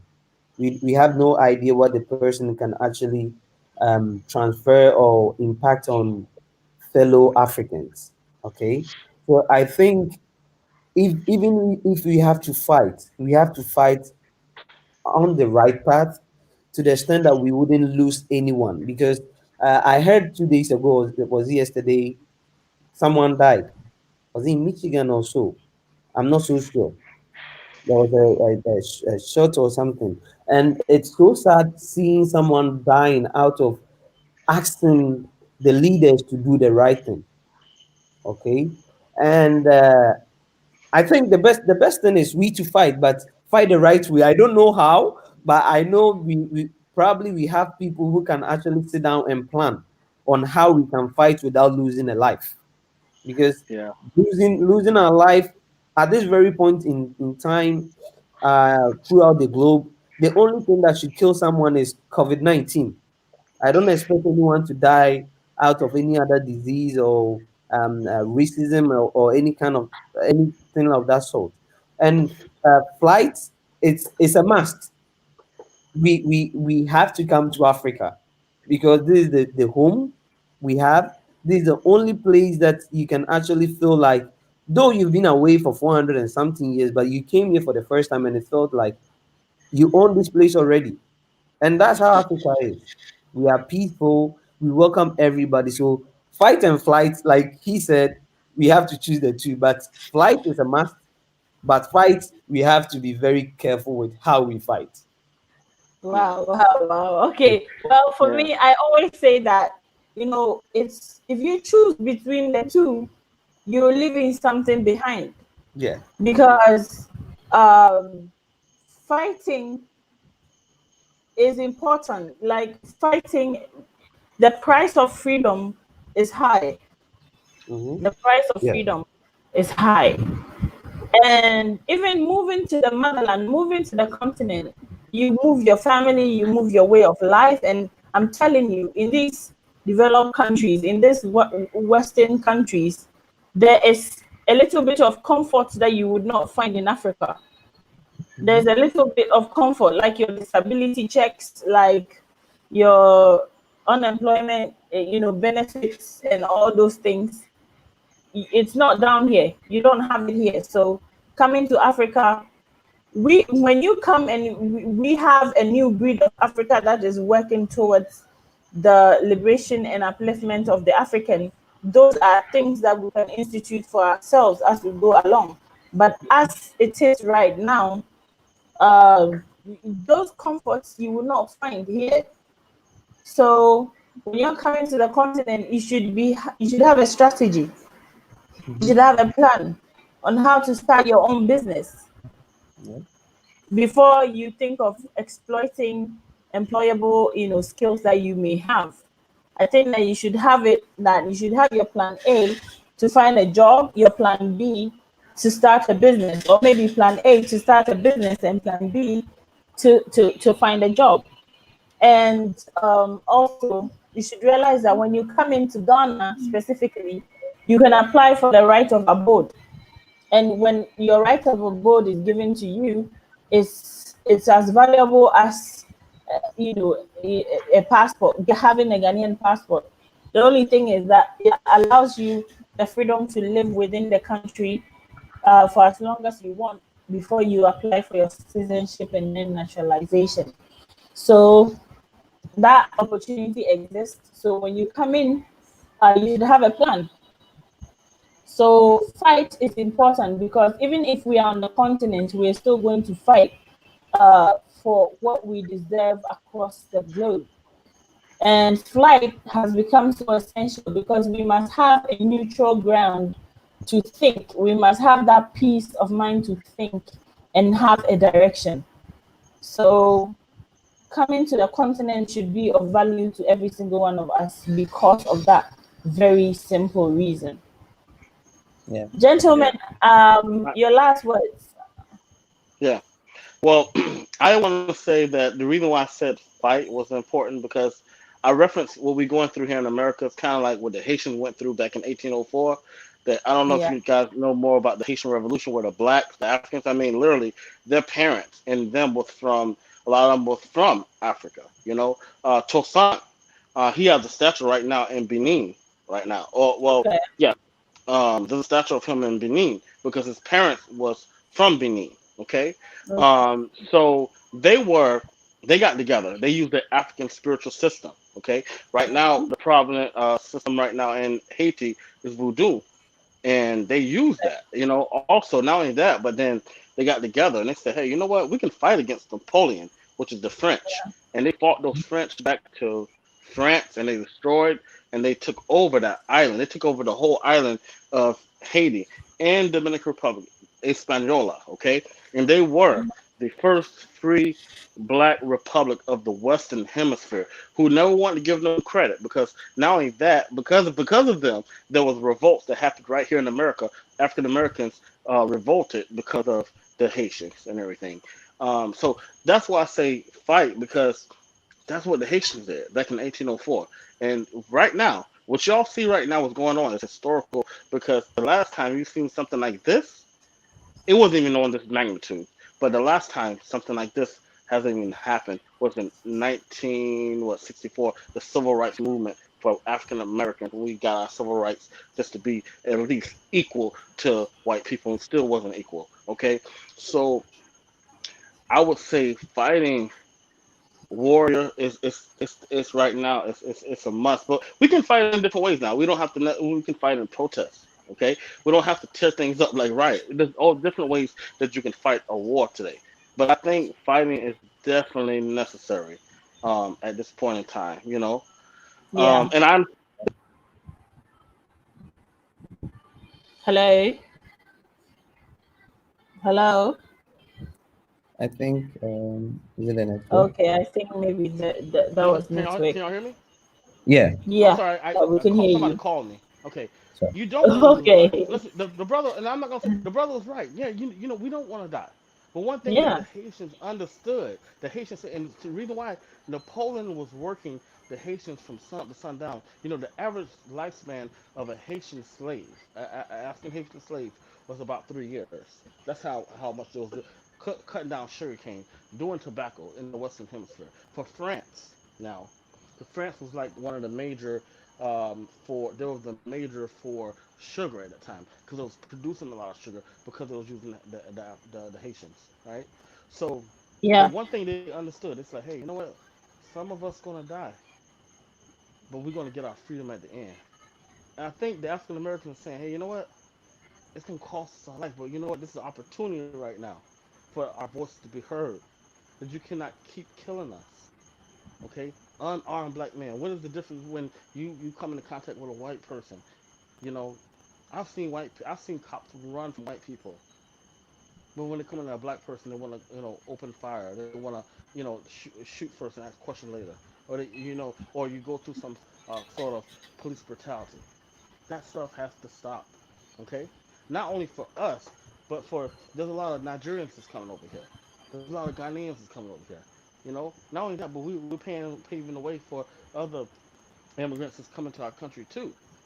Okay, coming over here too now. Okay, all right, because people are going to still keep coming over, but we do need to be able to make Africa the motherland our home, to repatriate back to the motherland, and that should be our goal. Okay, but at the end of the day, Yeah. that still there's no place for racism. There's no place for Yeah. police brutality, which is white Yeah. supremacy. Okay, Yeah. so Yeah. we understand that, but we have to fight. We have opportunity. This is great because right now you're witnessing the largest protests for African Americans in all of history. This is even In larger all than of history. 1964 in all of history. This is even larger Yeah. than 1964 when we Yeah. got our civil rights back then. When our Mm-hmm. ancestors, was Yeah. out there And protesting for civil rights protest has also started in London and in in Germany. London. Really? Yes. Okay. Yes. Awesome. See, it's Yeah. going international now. And pretty Yes. soon, I want to see our African brothers out there and Oh sisters yeah, out it's there gonna protest. happen. 2020 is That's what I actually want. teaching us a lot. Yeah, it is. 2020 is the most. If you had a girlfriend and that girlfriend was called 2020, she will Hmm. be the most drama queen or Exactly. drama king you've ever seen.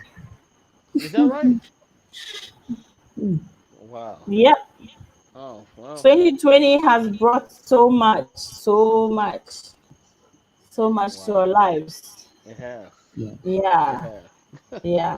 Wow. So, Phil, what's your last words? Okay, so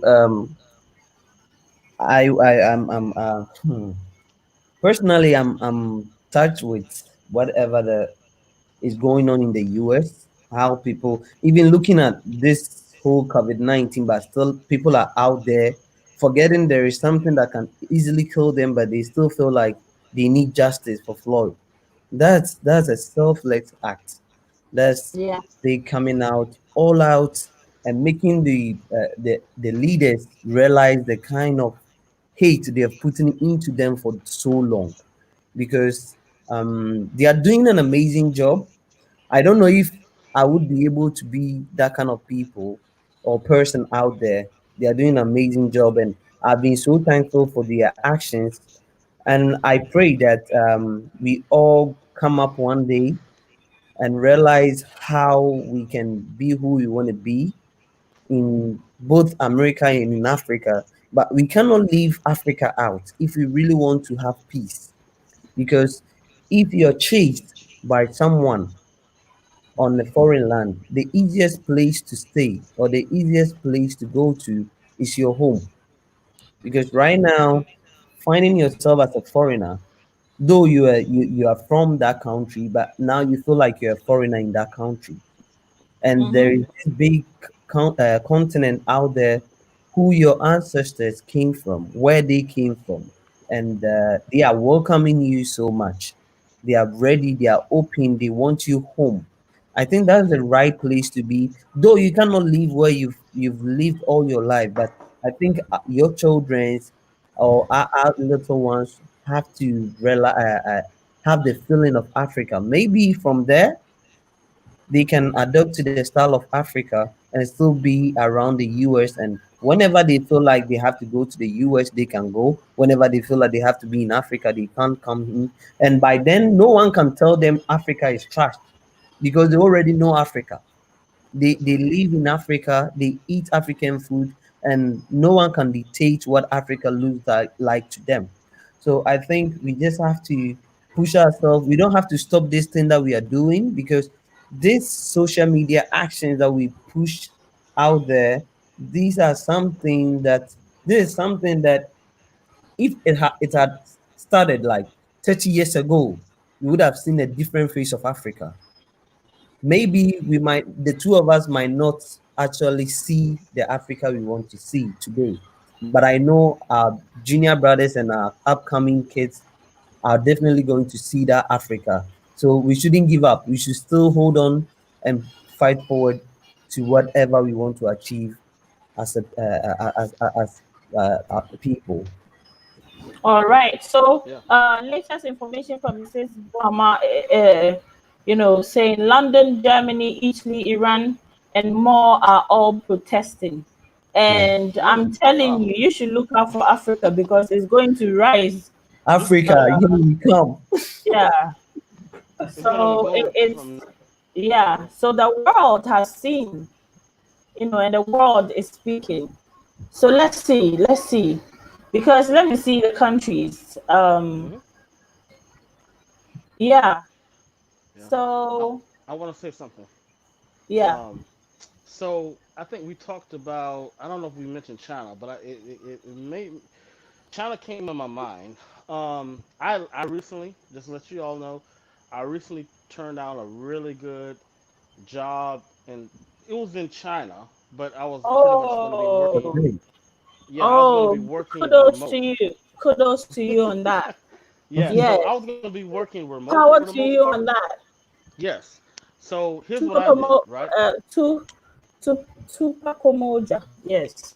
Yeah, so I was gonna be working more remote, and I think there was gonna be a time that I was gonna be going to Hong Kong, or Beijing. I'm sorry, Beijing, to visit their headquarters. I'm not gonna really mention the company, but I decided that after the offer, I was not gonna work for them, and the reason why I was not gonna work for them is because I did not like the treatment they were doing against our brothers and sisters that's over there, the Nigerians, and I'm sure there's some Ghanaians over Hallelujah there. to that. I did not like that. Wow. Okay, I did not Yeah. like the discrimination. Okay, because I know what go through over here in the West, over here in America, right? So I can relate to that. I know what my grandparents went through. I know what my mom went through. Okay, I did not like that. What they're doing over there is kind of like a modern day Jim Crow over there in communist China. And I wish our African brothers and sisters stopped going over there. Stop going to Oh China. Why yeah. would you want to go to a place that discriminates against you, that don't want you there? Okay. Not only that, okay, let me say something else. In their advertisement, okay, they don't even. So I'm a Black American. I'm an African American, right? When the Chinese think of American, you know what they think of when they think of an American? Mm-hmm. They think of a white person, a white American. Oh Yeah. yeah. They don't even Yeah. think of an African American. A lot of people don't No. even know that we exist. A lot of people don't even know African Americans exist. Okay, so they don't even think of an African American. So what happens is when they see African American, like, oh, so you're black. Okay, so they have to kind of warm up. Okay, I don't like how they was treating the Nigerians over there. I don't like how those or the black people. Okay, I have a friend right now in China. Right now, he's African American. He said, "Well, a little different for me because I'm American." I said, "But he's still black." I said, "I don't like how they treat our African brothers and sisters. They're still black. They're still our brothers. Okay, they're from the mainland. I don't like that. What's about the past? Oh, well, I don't care. I don't like that. That's racism. Okay, and the Chinese don't really care for white people. They really definitely don't like us. So why do I want to work for a Chinese company? Then not only that, and this company because it's communist, you really can't be honest, too honest. You have to kind of go along with the communist system, which is totally different what we used to over here in the West, right? So Mm-hmm. even if Yeah. there's certain things that you probably don't like, you really can't speak up on because it's a communist, um, State. situation, community. So with that, you kind of have to go. You have to go along whatever the system says you need to do. It's totally different Yeah. mandate. So why would I want to work for a company like that? So you know what? I sent them back the stuff, the computers and everything. I said I'm not gonna work for y'all. First of all, I don't like how y'all treating our African brothers and sisters over there. And with this whole thing about the McDonald's, you can't go to McDonald's. I mean, come on, that's Yep. Jim Crow. Yeah. It's That's Jim That Crow. crazy. Y'all know, yeah. that's the Yeah. segregation. That's Yeah. apartheid, okay, which is what Yeah. they had in South America. We had what you call Jim Crow right here in the South. South Africa had what you call apartheid. Okay, they're practicing a modern day apartheid and Jim Crow. When you're trying to keep someone out of the mall, you're trying to keep someone out of McDonald's. That's bullcrap. I don't care what. That's a human being. I don't care what color it is. They should be able to come there and dine and eat just like anyone else. Yep. I'm not going to work for a company like that. so y'all can have Yeah, y'all shit. I'm sorry. yeah, and let me tell you something. I think I should Yes. also tell you that yesterday, Yeah. I've started to adopt spending money within our community. Yeah. And yesterday, a couple of young African people came to me and said, "Hey, we have these blenders and we are selling and we want you to buy and stuff like that." But when it got to the time for me to pay, then they went and called their white boss, who was actually the one taking the money, and came to me to take the money. And there and then I said, "No, I don't want to buy anymore."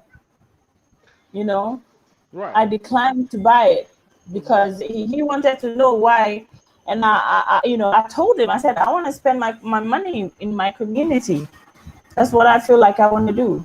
It has Right. nothing to do with you, but I don't want to do this business because I Right. knew those boys carrying the blenders and all that are just going to go home with peanuts and Right. everything. All the money is going to go to this guy who has come to Africa and is doing retail, and that is even illegal because retail is supposed to be for just local people Yep. or Ghanaians or people who are in the country and able to live and work here just like a Ghanaian, you know. Yeah.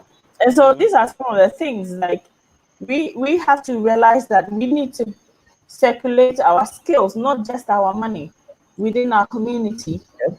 and that is what is going to start to build us up. So I want to say a lot of respect to you for turning down that lucrative offer. And And he if says that is something. He says something about what he doesn't know why Africans keep going to China and the rest. My brother, the whole issue has to do with the leadership. People feel like they can't make it in Africa, or maybe they can't make it in Ghana because maybe if he is to travel to China, he can make like who knows, maybe $700 a month or maybe $1,000 a month, which is very hard for him to make in maybe Somalia or Nigeria or wherever. Okay, so the whole problem with Africans traveling so much has to do with the economy. That's the only problem. Every African wants to be here, but the problem has to do with the economy. So that's why we wish those in the diaspora can come down, even though we have our own nation, but at least with a different mindset, we can turn things around. Because I believe by 10 years, 15 years, we are breeding new Africans that can actually manage their own affairs without any intervention from Europe, America, and Asia. Okay, because already some African countries are being taken by China. You go to yeah, some African countries, I don't like that. Zambia. I don't like yes, Zambia. Yeah, exactly. yes, I don't like that.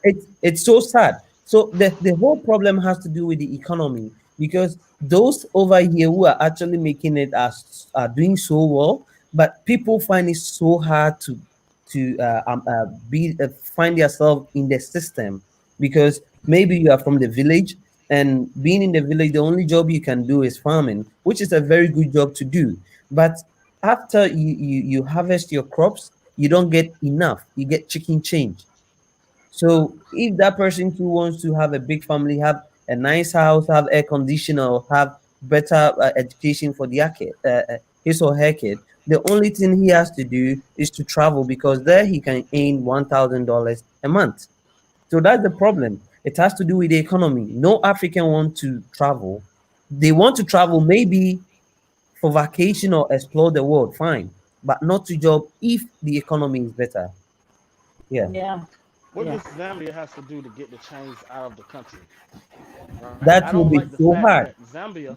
That will Okay. be so Oh hard. no, but that is just for a time. That is just for we taking Africa back. That is. I don't want to say That's too much here, international but Because treaty. That's international treaty, and these people will never sign a 10 years treaty with Africans. They will definitely be signing like 30 years, 50 years. because Well, it I'm having a doesn't matter problem. how long the treaties are. We're Okay. taking Africa back. Yes, that's for sure. Hmm. We're Well, taking I Africa have a back. problem. I have a problem where you're in our country, you're in the motherland, but then at the same time you're looking at the people of the motherland like they're foreigners. How are you going to look at the Zambians like they're foreigners? That's why I Yeah, understand that's going over there. That's because on paper the leaders have sold the country to China. The That's the people problem. living in it just don't know that they just became foreigners because the leaders just sold out their land. To the They extent don't, that they can't they even don't enter know. some places, your own country. And they're trying to that's sick. introduce apartheid in Zambia. That's what That's the sick. Chinese is doing. That's sick. Well, you know what? Can I tell you something? They Yeah, need to do what they're doing. Hey, you see what's going on over here, right? We're rising up, right? Hmm. We're yeah. rising up. Okay, well there you go. That's the answer. That's I'm the Yep. answer. telling you, we're taking the That's land the. back. Yeah. I'm sorry. There's no other answer than that. I'm sorry. You gotta let them know. This and see. This is where the fighting comes in. I hate to say it, but you have to you have to fight. There's a time for everything. The Bible even tell you, if you follow the Euro Christian Bible, it tells you there's a time for everything under the sun. There's a time for war. There's a time for Yes. everything under the sun. And you know what? You have to let them know. Hey, look, this is our country. This is Yeah. our country. Okay, I'm not a foreigner in my own land. How am I a foreigner in my own land? Now you're gonna end up being like South Africa, apartheid. No, that's not gonna happen again. Not Yeah. in 2020. No, it's That's not. not. It's not going to happen. And I see a revolution coming to Zambia. Like you can't do that, okay? You can't. Yep. Mother Nature, Mother Africa is going to wake her people up. It's just it's just natural. It's Right only now, natural. even if those in the Zambia are not ready, we from other African states we are ready to fight for them, because Yes. we won't sit down for these people to take over, take the minerals all over. Then later they will just walk away to another country, like it happened years Welcome, before. welcome, goddess. Welcome, calling on me out. Welcome. It's, Um, it's not gonna yeah, happen. Yes. yeah. So we have our Africa. We have our Africa, and definitely very soon we will manage our own affairs without any intervention from no one. Yeah, That's right. and that is a dream Yep. I want to behold. Yep. That Because is a dream I want to behold. Let me It ask you is. something. Are the Chinese trying to take? Okay, now let me ask you this. Now, I understand. Are they trying to put their foot into like Algeria, Morocco, Egypt, Libya, some of the northern Africa? No, they are actually No. interested in countries with something precious. You see, they don't just aim at any country. That's how I see it. But they're not going after the Berber countries. no, The they are Berber not. They are countries, not going after the North Africans. They are not going. Well, exactly. Arabic Africans or the North. I don't know how to even call them. So the Berber, yeah, the Berbers are in like Morocco, Algeria, and places like that. The Arabs Yes. are in Egypt and Libya. So they're not No. going after them countries, but they're going after the most vulnerable countries that they Yeah. think Yes. who are most vulnerable countries, which are the Yeah. most Yes. African countries and the Kenyans and the Zambians and things like that. Okay, Yeah. so what are we gonna do? What are we gonna do? Hey. Yeah. There you Yeah. go. So the biggest lie is that we're okay. We're in numbers. We're powerful in numbers. I mean, we're Mhm. talking about the diaspora, okay? You got the diaspora, you got America, you got Caribbean, you got South America, you got Brazil. One thing we have in common, we're all black. One thing about it, let me tell you something. I've traveled. And when I see a black person, I connect with them. I don't care what the language is. I don't care if you're speaking Spanish. I don't care if you're speaking French. I don't care if you're speaking Portuguese. I'm going to connect with you because you're a black person. That's how it works, okay? And at the end of the day, we can get together and we can join forces, and you know what, we can keep that from happening. you know I mean, it takes unity. There's power in numbers. Yep. Power in numbers. Yeah. Yeah. Well, at Okay. this point, I'd like to welcome Colin on Mayat. I'd like to welcome Akin Yi. They are all Patreon supporting this channel on Patreon. If you believe in what we're doing and you want to support us, please go to Patreon for .com/, The Woke Africa Show, and support this channel. Hey, so Calling on Mayat says her daughter is graduating today, and I want to, send shouts to her and congratulations,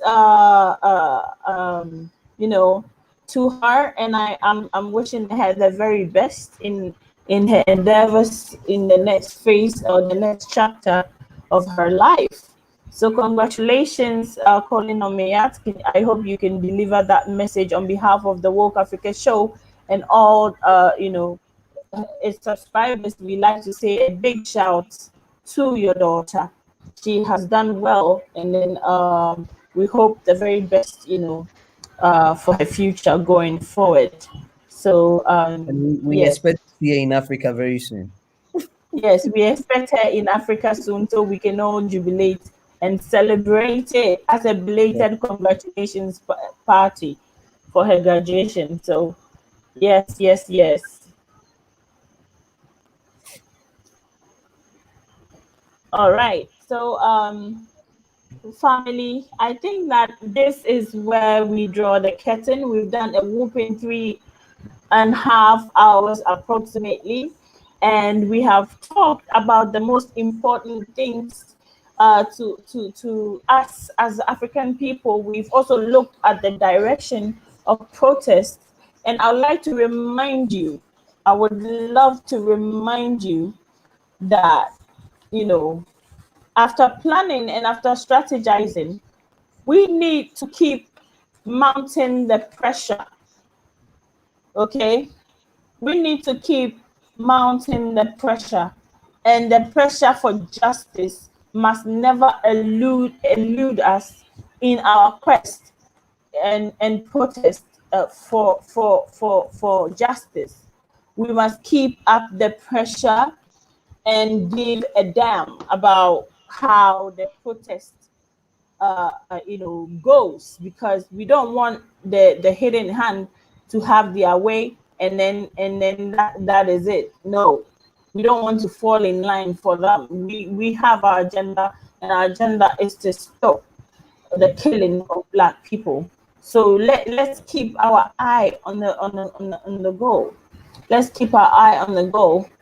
And Mrs. Buama, I'd really love it if you can. I'm just putting an email. Darius, I would definitely like to get an email from you, because Yes. you are a well of resource, and I would Yes. definitely like to have a personal relationship with you, and Of also course. would love to invite you on more of our live sessions. Yes. I think that you are well of knowledge, information, and Mhm. you can contribute so much to our fight to Yeah. reunite with our brothers and sisters in the diaspora, and also the empowerment of the Black people around the globe. So I'm Yes. just sending my email. Sure. Mrs. Boama, I would really love to hear from you. We have a WhatsApp group, and I would love for you guys to join. So Mrs. Boama, please email me, and then also um, Darius, please email me. Okay. All Um, right. I'm gonna email you right now that we see each other. all right. All right. All let's right. All right. I love let's that. see. So Where can let I me, find your email? sorry. Where's the email address? Yeah, I just posted it. Okay. Wait, just 1 minute. Sure. Okay. I posted it now. So that this is Perfect. my email address, family. You can send me an email, and it's about 3:30 a.m. in Yeah. Accra, and I'll have to go to bed. But I would like to say a big thank you to Iman. She's a moderator in the house, and I would like to say a big thank you to you, Iman, for managing the chat room. I would also like to say a big thank you to Tony for giving us, being part of the resource panel. And I would love to have Tony, join. I'm still in talks with Tony to join the program as a co-host, and we're still on it. I'm trying to get a list of people that are going to help grow this channel, but at the same time also help in the conversation about the things that are important to us as Africans, and those changes are coming. If you're here for the first time, please kindly um, subscribe, and then please like the video, because I can't even repeat it enough. We're going through such stress from YouTube, so much stress from YouTube, and all that we're doing is like we're hitting roadblocks after roadblocks. But we know you believe in the work that we're doing, you believe in the conversation we're having, and you will support us. So if you can support us, please go to Patreon and support us, because I don't know even if when we qualify, this channel is going to be monetized by YouTube. I don't know, but we know that with your support we can keep. I'm also looking at going putting material on ABB2Me TV, which is a black-owned platform by Dr. Obadele Kambon, who is an African American who has relocated to Ghana and is doing amazing things in the terms of African oriented education, in terms of so much, helping African Americans to resettle on the continent and all of that. He's doing all of that, and he has a platform for African people, and I want to join. The only thing is I have to pay monthly or yearly to join our platform, but it's better than being censored every day, or not being able to come out and talk about the things that are important to us. But that doesn't mean that we're giving up on what we have here as well. We're going to put make sure that we have the opportunity to just talk about what we need to talk about. And I really honestly hope that this censorship ends at a point. But if it doesn't, we're still going to fight, because as we said, we know that this fight would not come without casualty. So let's keep up the fight. Let's keep up the good spirit. After all, we fight only for our freedom. We fight only for our rights to live and exist as a people, as a nation. And that shouldn't even be a fight in the first place. But we live in a world where it has to be. So, Darius, thank you so much. Your word of information. Yeah. MPhil, you've I sent you been an email. amazing. Okay, all right. I'll check Could you it check it and make right. sure you get it? Okay, check Yeah, it now. I would check. Okay. Uh, Let me see if I can do that while I'm still here. But um, yeah, I'll check my emails. Once okay. I think it's still loading. I would have to go through it, but definitely I will check it. And that is exactly my email. So if it doesn't come, let me see. I Okay. noticed something. It says I see the email, but it says at Gmail. Gmail is gmail.com, but it should be gmail.com. Oh, Oh yeah, oh, yeah, that's yeah. nice. So, That's a okay. So I think that's a typo. So that's a typo. if you can, So I'm gonna yeah. So resend if it. you, Okay. yes, yes, yes, please. All right. Yeah, resend it. So Okay. yeah. So for Colin on Mayat, we love you so much. You've been okay. So Colin on Mayat, Mr. Pirate Brain, David, Gina. These are also another set of contributors who are so very, very valuable to this channel. So I believe that as we've become a family now, we'll start to get to know ourselves, and Yeah, we and would all I will be joining. great, I think it's my great, first time, great, so great, great, probably very great. soon I'm setting up a studio at home or an Okay. office. platform, so I can actually join more often. But That would be amazing. yeah, I know. Yes. Yeah, I'll be joining, but I just want to be organized, looking at camera and all that. It's really stressing when you have this problem with your internet and trying so much to connect online. Yeah, so right Yeah, now, yeah, I've these are really the things we need to deal with, yeah.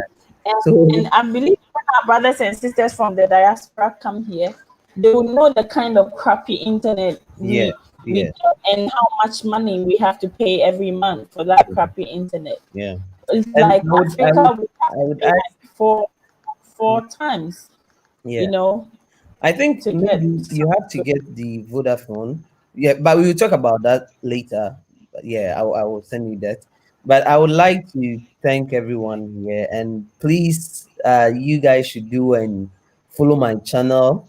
It's Mphil Vlog. Yeah, Okay, that's info vlog, so you can check him out Mphil too Vlog. as well. Yeah, so that I And I can think, help you grow my yeah, channel as well. Yeah. yeah, that would be amazing. Darius, do you have a channel? Are you on YouTube? I am not on YouTube as of yet. I have so many different ideas going through my head. I Okay. just want to make sure, I'm a type of guy that I just want to make sure I get, I have that one channel that's giving 1870. out valuable content. So, Yeah. unfortunately, I don't have a channel as of yet. But I will Yeah. be getting a channel pretty soon, though. Yeah. You should. Okay. Okay. So you know. I just got some kind of a feedback. I don't know what I heard in my ears, but I got some kind of a feedback. It's like someone, talking just okay, so maybe that is from whose channel is that? Let me see. Okay, that's from Mphil. Okay. So okay, I get where that is coming from. But thank you so much. Mrs. Wama says what? Some places in America are just as bad. Yes. Yeah, it's Yes. true. So I guess, we all have to. You're black, you're dealing with the same problems that black people everywhere are dealing with. People think they should offer you the less of everything, the least of everything, because that's what they think you deserve. But like, we are going to give ourselves what we think we deserve, and it's gonna happen faster than people expect. And they don't know what they've ignited in us. They thought they were doing killing us, but they don't know what they've awakened in us. And let it sound through the whole world that Africa is on the rise and we are not going back down. So thank you so much, family. I love you all so much. We've done a whooping 3.5 hours today, and it has been amazing. It's been phenomenal. Like, I have really enjoyed it. So if you came in late, please take time to go back and binge watch the entire show. And I'm sure there's so much you will learn from it, because we touched on so many important parts of this protest. We touched on how to even break the news of prejudice, racism, and misogynist people in the community, and how to prepare them for a world that is fixing to discriminate against them. And at the same time, trying to tell this child that they are the best they can be and nothing can get them down, when people have systematically and strategically built institutions to actually bring them down. This, we are not just fighting one war. We are fighting from all angles, and we will overcome. We will succeed as a people, and we will tell our true stories. We'll tell our children about our heroes who stood and fought in this war, in this situation. So we are fighting a war that is, inevitable. Yes. And however we do it, we will overcome eventually. If you can join a protest, do it. Wherever you are, if you can join a protest, do it. Because we stand together for the fight, to get justice for our brother, but also not just him, for all our brothers and sisters who have fallen at the hands of white supremacy. That is what we fight for. Mrs. Boma said, I live next to Air Force Base in wooded area, so some days I have to leave my entire neighborhood to use the phone. Wow. Okay, so that is just to show us that it's not just us in this Yeah. situation. Thank you so much, family. Thank you so much. I really do appreciate all of you, and I look forward to having a very wonderful conversation. So I'll go and check out the my email to be able to communicate with Darius and Mrs. Boama as well. And hey, if you just joined us and you would like to get in touch, my email address is there. Please let us um, get in touch and keep talking. Yes, yes, yes, yes. You have to be practicing, Mrs. Boama, and calling on me. I said, we're gonna be fine, my sister. Yes, yes. You are a goddess calling on me out, and I know you speak truth and you speak spirit to our people all the time, and we're definitely going to be fine. So have a fantastic day if you're still in the day. Have a fantastic evening if you're still in the evening. And I'm still trying to get used to the word that Dr. Mumbi is using now. Is it Katokomoja, or I'm still to is Tukopamoja? Is that it? I'm trying to. It's an East African word that means solidarity or stuff, something like that. And so I'll get my head around it. So maybe I can extend that word to you guys, so we can start using phrases that are common to us. Because from what I'm hearing, the mwah is a French kiss and it's part of the mental conditioning. So we want to like not have their terminologies as much as possible. So yes, thank you, Mrs. Boma. Good night. Good night, Darius. Okay. Hey, And I resent you. I resent you the email. If you can check okay, that. all Because right, there was a I'll check it. typo. Okay. Yeah. All right, I'll check it as soon as I'm done. Okay. All right. All right. Love you so much and have a fantastic, fantastic, beautiful life wherever you are. And keep the fight in your own corner, Yes. whatever you're doing, Yes. keep Right. fighting. That's Thank right. you. Thank And you. and and see you very soon.